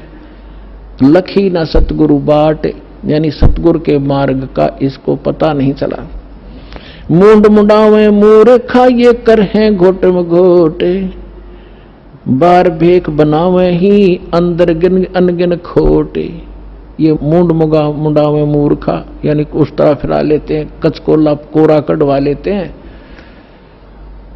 और कर मूंड मुंडावे मूर्खा, और कर हैं घोट में घोट। और बाहर भेख दिखावे ही, बाहर तजनो दिखे बड़ा महात्मा होगा, अंदर अनगिन खोट। केले की कोपीन है, ये फूल पान पल खाही। नर का मुख नहीं देखते, जो बस्ती निकट ना जाई। एक समय इस दास को ये ज्ञान प्राप्त हुआ, तो हम अपने ऑफिस में बैठ के फिर तो हमारे पास एक यही चर्चा हो जाती है, जो भी जिसने हमारी बात सुनावी थी उसको चर्चा शुरू कर देते थे। तो उनमें से कहने लगा कि नहीं आपने संत तो देखे नहीं है। मैंने बताया मेरा ऐसे ऐसे गुरुजी हैं, उनसे मैंने दीक्षा ली है। तो वो एक कहने लगा आपने संत तो देखे ही नहीं है। दूसरा मेरा साथी कह रहा था, हम कैसे होते हैं भाई, कि मैं एक बार ऋषिकेश गया हुआ था, हरिद्वार से आगे, और वहां एक आगे जंगल है, 1 किलोमीटर आगे चल के साइड में, और वहां एक महात्मा रहता है, और वो केवल एक लंगोट बांधता है केले के पत्तों की। जंगल में रहता है, और जंगल में इतना गहरा चला जाता है, आदमी के तो दर्शन भी नहीं करता वो, और जय उसके दर्शन हो जाए तो बेड़ा पार हो जाता है। तो बहुत से लोग वहां इकट्ठे हो रहे थे, तो मैं भी जाकर बैठ गया, उनसे पूछा ताछी की, तो उन्होंने बताया कि एक महापुरुष रहते हैं यहाँ पर, और वो कभी कभी यहाँ दिख जाते हैं विचरण करते हुए, तो हम उसके दर्शनार्थ बैठे हैं, हो सकता हमारे भाग जाग जा। लेकिन वो जब भी कोई आभास होता है तो भाग कर अंदर गुफा गहरी जंगल में भाग जाता है, आदमियों को दर्शन नहीं देता। तो कहने लगा कि एक बता रहा था कि मैंने एक दिन थोड़ी सी दर्शन हुए थे, बस एकदम फिर वो पीठ फेर कर भाग गए, बस उस दिन थोड़ी सी कसर रह गई, ना बेड़ा पार हो जाता। तो उसी आस में 20-30 आदमी बैठे थे वहां। अब इस परमात्मा के ज्ञान से वो निर्णय होगा कि वो के था, वो कौन था। है उसके क्या कहते हैं सूक्ष्म वेद में, केले की कोपीन है, वो फूल पान फल खाही। केले के पत्ते की तलंगोट बांध रखा है, ऐसे बैरागी त्यागी महसूस होते हैं और फूल पत्ते और फल खा के गुजारा करते हैं और बस्ती के निकट नहीं जाते, आदमी का मुंह भी नहीं देखते। ऐसे त्यागी बैरागी, उनको संसार एक समर्थ संत मानते हैं। अब उसका पैमाना दिया है सुख संवेद में। केले की कोपीन है जो फूल पान फल खाही, नर का मुख नहीं देखते जो बस्ती निकट नहीं जाही। वो क्या है? वो जंगल के रोज है जो मनुष्यों बिद के जाही, निस्तन फिरो उजाड़ में न्यो परमात्मा पावे नाही। कैसा पैमाना दे दिया? वो जंगल के नील गाय हैं, रोज हैं, जो आदमी देख कर भाग जाओ, फदड़ फदड़ करो, पता नहीं कहां जाकर डटे। ये जंगल के रोज है। जब नाम से मोक्ष होगा, इन बकवादों से होगा। ये जंगल में पशु सारे नंगे फिरे और भाग जाते हैं, मर्ग भी भाग जाते हैं आदमी से डर के। फिर इसका समाधान बताते हैं। डेरे डंडे खुश रहो, ये खुसरे लेना मोक्ष। दरु पर लाद पार उतर गए, फिर डेरे में क्या दोष। परमात्मा देखो, और तो उदाहरण उनके पास था नहीं जब ये ज्ञान मालिक दिया करते थे। हम धरु और प्रहलाद को मुक्त मानते हैं। मानते हो कहां जी? तो जब धरु और प्रहलाद तुम कहते हो पार हो गए, उनके इतिहास देखो पढ़ के। प्रहलाद जी 10 वर्ष के थे जब नरसिंह जी आए, उनको मिले, यानी परमात्मा प्राप्ति हुई। भक्ति वो पहले से ही कर रहे थे और फिर उन्होंने शादी करवाई। और जो राजा बलि था, जिसने वो 100 अश्वमेध यज्ञ करी थी इंद्र की गद्दी प्राप्त करने के लिए, और जिसके लिए भगवान आए थे 52 रूप बना के, तो वो प्रहलाद का पोता था, बैलोचन का लड़का था। तो उनने ब्याह करवाया, बालक हुए और वो पार हो गए। और ध्रुव का भाई था उत्तम, उसकी मृत्यु हो गई थी। फिर ध्रुव ने ब्याह करवाया और उत्तम वाली पत्नी भी उसके साथ रखी उसने, तो वो भी पार हो गया। तो कहने का भाव ये नहीं है कि तुम जो बकवाद करते हो कि ब्रह्मचारी जंगल में गए वो पार होंगे। नहीं, अगर ब्रह्मचारी पार हो तो ये इजड़े तो सब तो पहला पार हो जा, उनका तो 5-6 नंबर आवे। लेकिन मोक्ष होगा भक्ति से, चाहे ब्रह्मचारी हो कर लो, और चाहे ये खुसरे कर लो, और चाहे गृहस्थी कर लो। दुराचार बुरा बताया, ये तो वैसे अच्छा नहीं, वैसे भी बेहुदी बातें हैं। तो कहने का भाव है भक्तों के तो वैसे सतर के काम नहीं है। तो इस प्रकार क्या कहते हैं? डेरे डांडे खुश रहो, डेरे डांडे खुश रहो, खुसरे लेना मोक्ष। और दुरुपर लाद भी पार हो गए, फिर गृहस्थी में के दोष। अपने आत्माओं ये 9 काम बिगाड़े हैं। एक बार गरीबदास साहिब जी जब परमात्मा से परिचित हो चुके थे और अपना ज्ञान प्रचार भी करते थे, कोई उसके उनके पास आ जाता था तो ज्ञान भी देते थे, दीक्षा देते थे, केवल सिंपल सी, ये मूल ज्ञान नहीं देते थे। फिर भी उनसे बहुत राहत मिलती थी, वो समर्थ थे, आशीर्वाद से भी लाभ देते थे, संसारिक सुख दिया करते। तो उन एक आपको बताता हूं इनकी कैसी दुर्गति होती है। जग जाने यो बंदगी कराइए बो सोल बबूल। एक बेरी गांव है रोहतक जिले में, अब वो झज्जर में हो गया। तो वहां का उस गांव का एक व्यक्ति था हरलाल नाम का, और वो धार्मिक व्यक्ति था घना। उसने एक साधु रख लिया अपने घर पे कि महाराज आप यहां रहो। उसके लिए एक चौबारा बनवा दिया ऊपर, आप यहां रहो, हमने सेवा मिल जाएगी, हमारे कर्म बन जाएंगे, आपकी भक्ति बन जाएगी। आपने भक्ति करनी है, आप बाल ब्रह्मचारी हो, घर छोड़ रखा कहाँ भाई, ठीक है, होगी सेटलमेंट। उसका ऊपर चौबारा बना दिया, एकांत में उसको बढ़िया भोजन दे सुबह शाम, और वो अपना भजन करे, जैसा भी वो सोच रहे थे भजन करे। और वो भजन उसके पास भक्ति थी या नहीं हुआ। तो क्या हुआ कि वो क्या करता था, बढ़िया माल खावे और अपना खावर सो जावे, या जिसी भक्ति चीज अटपट की वो साधना करे थोड़ी बहुत देर, वो भक्ति मोक्षदायक थी नहीं। तो क्या हुआ, कुछ दिनों के बाद उस संत की मृत्यु होगी, अंतिम संस्कार कर दिया। तो पहले क्या करते थे कि गांव के जो किसान लोग थे बैलगाड़ी रखा करते थे, और ट्रांसपोर्ट का जो काम होता था आजकल ट्रकों से होता, पहले बैलगाड़ियों से करा करते थे। तो बेरी से और इधर नजफगढ़ साइड में जाया करते थे, वो अपनी उस मंडी से सामान लाते थे, जैसे वहां से गुड़ ले आए, बूरा ले आए, इधर से बाजरा ज्वार ले जाते थे भर के, ऐसे वो ट्रांसपोर्ट करते थे। एक दिन गरीबदास साहिब जी उसी रास्ते पर, जो रास्ता गांव छुडानी से होकर बेरी से और आगे जाता था नजफगढ़ साइड में, तो वहां कुआं था एक, उस कुएं पर बैठ कर गरीबदास जी स्नान कर रहे थे। सुबह सुबह गर्मियों का मौसम था, 5 बजे उधर से वो हरलाल गाड़ी लिए आ रहा था, और उसने जो बैल एक जोड़ रखा था, वो बैल था गोरे कलर का, लाल रंग का, और वो क्या उसने, वो बैठ गया, वो बैठता था ऐसे, और वो हरलाल उतर कर फिर उसका लठ मारता, उसने फिर जबरदस्ती ठाता, फिर वो आधा किलोमीटर ठीक चलता फिर बैठ जाता। तो वो कुदरती वहां बैठ गया आकर जहां गरीबदास जी नहा रहे थे, स्नान कर रहे थे। तो गरीबदास जी न्यो के न्यो उठ के धोती बांध रखी थी नहाते नहाते, और वहां गए उस बैल के पास जो बैठ गया था, एक बैल खड़ा था, गाड़ी रुक गई थी। तो उन्होंने उसके कान में कोई बात कही, वो एकदम खड़ा हो गया, वो बैल खड़ा हो गया।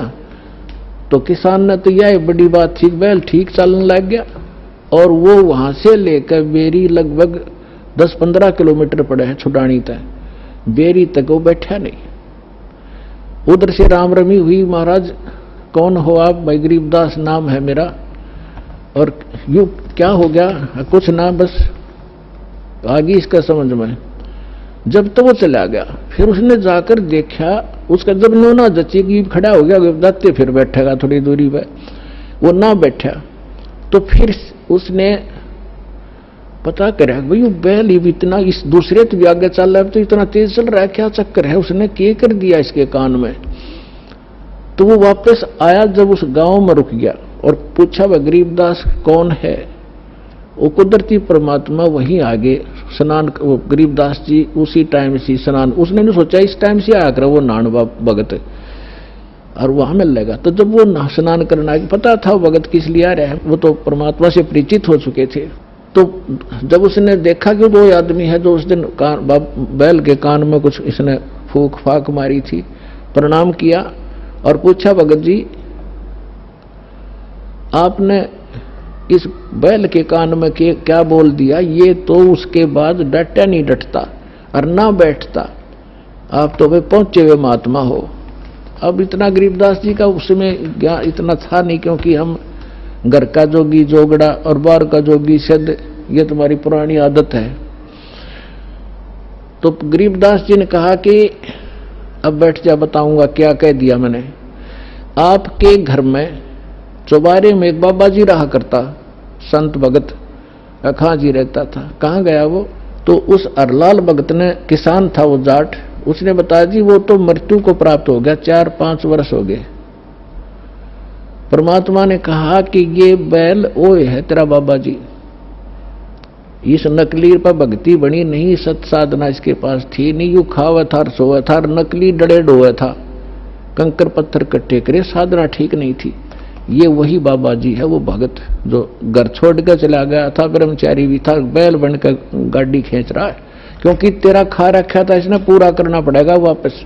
मैंने इसको ये कहा, भाई भगत जी चाहे तो लठ खा के इसका दे दे, और चाहे अपना स्वभाव पूरा कर दे, पूरा करे पीछा छूटेगा तेरा।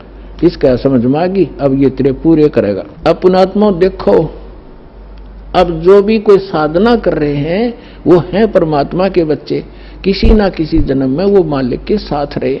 आगे साधना नहीं मिलती तो वो 84 लाख योनियों में चले जाते, और परमात्मा ने वहां भी दया करा दी अपने गरीबदास जी के माध्यम से।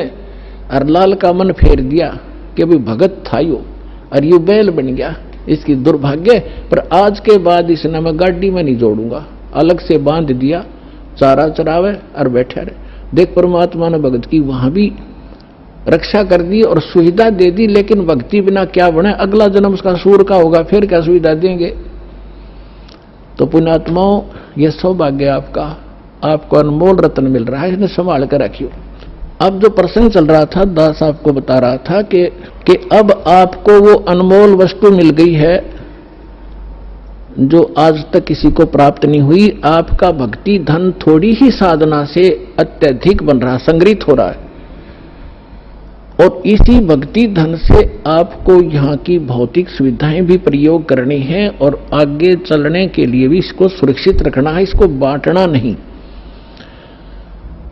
अपने आत्माओं, कुछ दिनों के बाद जिसने 1-2 वर्ष साधना या कर ली भगवान की सत साधना, तो आपका जो भक्तिहीन हो जाओगे, आप किसी को आशीर्वाद दे दोगे ना, वो भी फलने लग जाएगा।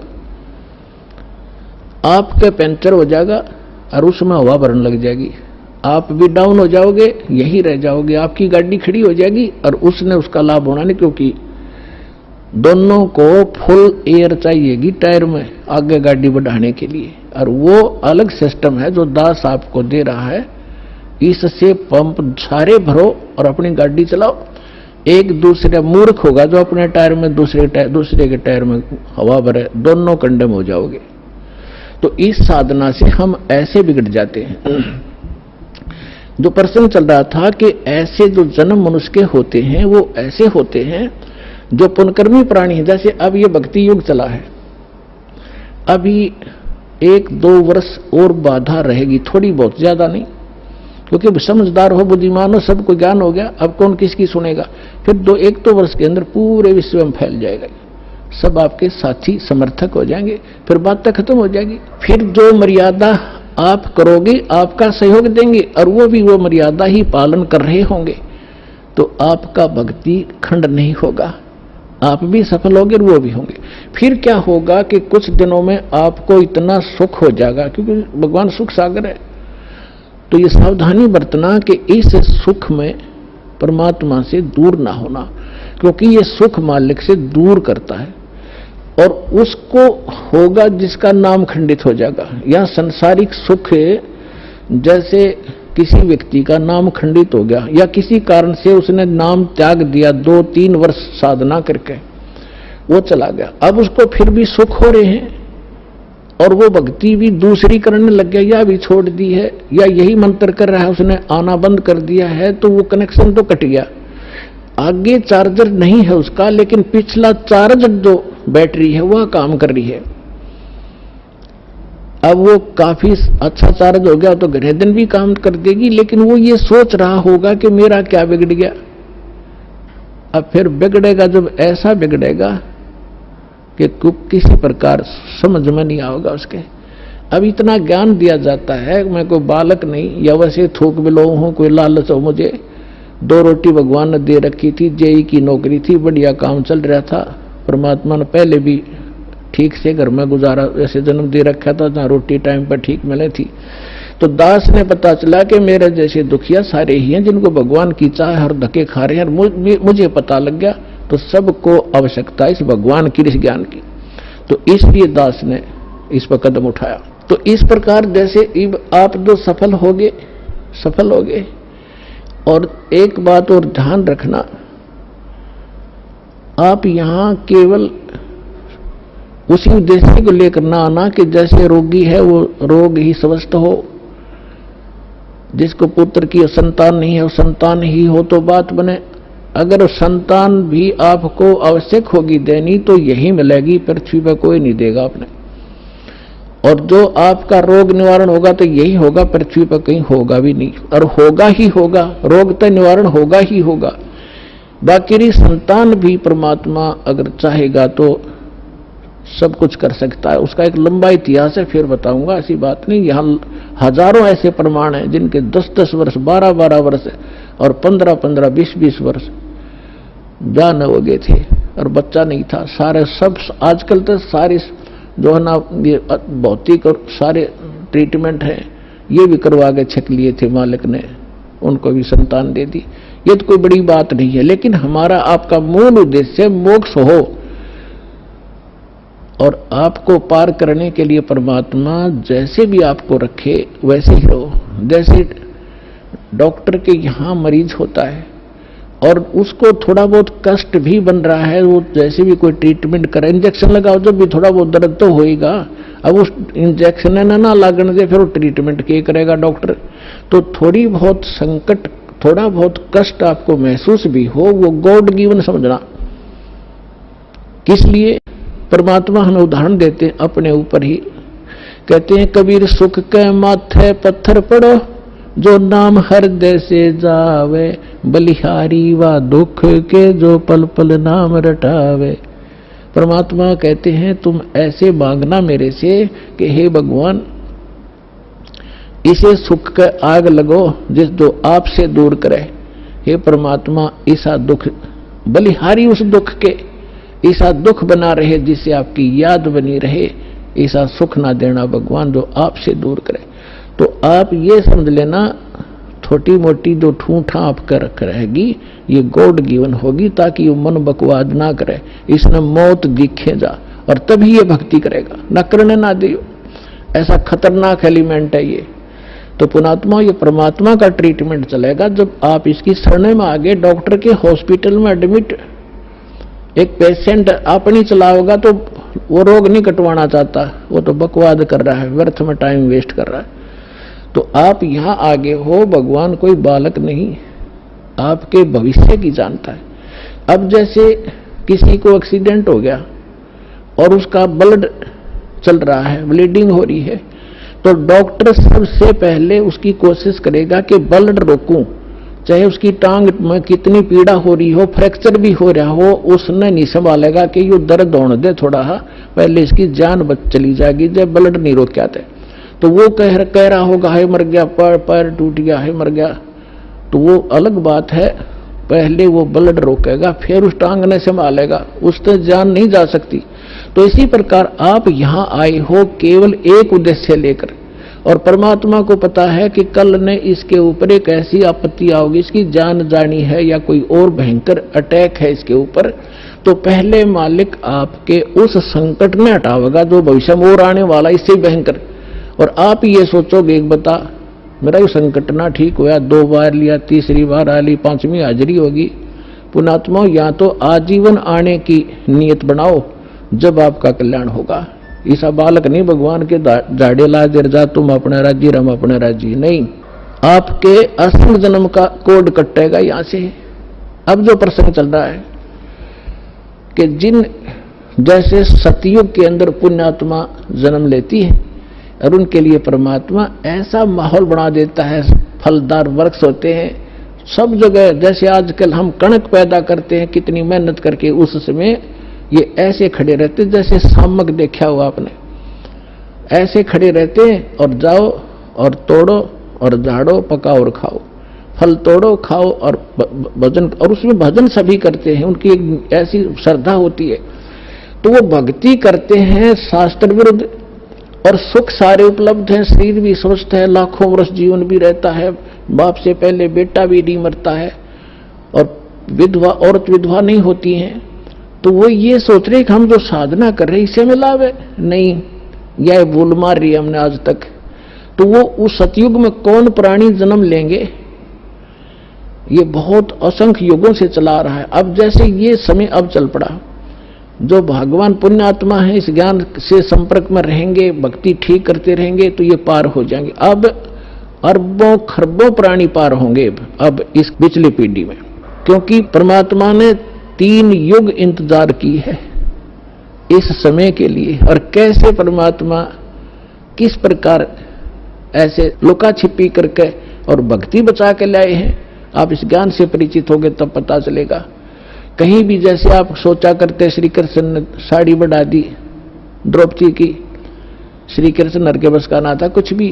परमात्मा की श्रद्धा बनाए रखने के लिए परमात्मा कहते मैं ही सौछल छिद्र करता हूं, वही उसी संत का रूप बनाकर चले जाते हैं जो जिस गुरु पर आश्रित है और उसका काम कर देते। भगत में आस्था बनी रहती है और वो ने सोचा मेरे गुरु से या इस साधना से ठीक हो गया, होता उसके पूर्व जन्म के संस्कारों से। तो परमात्मा ने इस भक्ति को बचा के जीवित रखना था, इसलिए आपको यहां तक लाए हैं। तो अब जो पार होंगे वो तो होंगे ही होंगे। मालिक का वचन है, सकल सृष्टि प्रवानिक होई, पूरा विश्व और नाम लेगा, मोक्ष होगा। फिर क्या होगा कि लास्ट में फिर ये तो स्वभाव है इस गंदे लोग का, एक फिर धीरे धीरे चाहकर परंपरा बिगड़ना शुरू हो जाती है। तो उस समय लास्ट में जो भक्त भक्ति यही कर रहे होंगे लेकिन वो पार नहीं हो पाएंगे, उनकी संख्या भी थोड़ी नहीं होगी, बहुत लाखों और करोड़ों में होंगे जो पार नहीं हो सकेंगे, लेकिन भक्ति संग्रहित हो जाएगी उनकी जबरदस्त। तो वो फिर क्या करेंगे, काल के हाथ चढ़ेंगे। उन्हीं में से ब्रह्मा विष्णु महेश ये देव और ये सब बनाए जाएंगे, गणेश और ये जो जितने भी देवता हैं, इंद्र कुबेर वरुण धर्मराज, ये 33 करोड़ देवता इन्हीं में से सिलेक्टेड होते हैं। और फिर इनको ऊपर रखेगा, ऊपर के लोकों में इनकी पुण्य इनके साथ होंगे। फिर वहां इसका टैक्स है, अपना टैक्स अलग लेगा और अपना वह माल बेचेगा वो न्यारा। तो इनके पुण्य समाप्त जब हो जाएंगे फिर ये दोबारा सतयुग में जन्म लेंगे।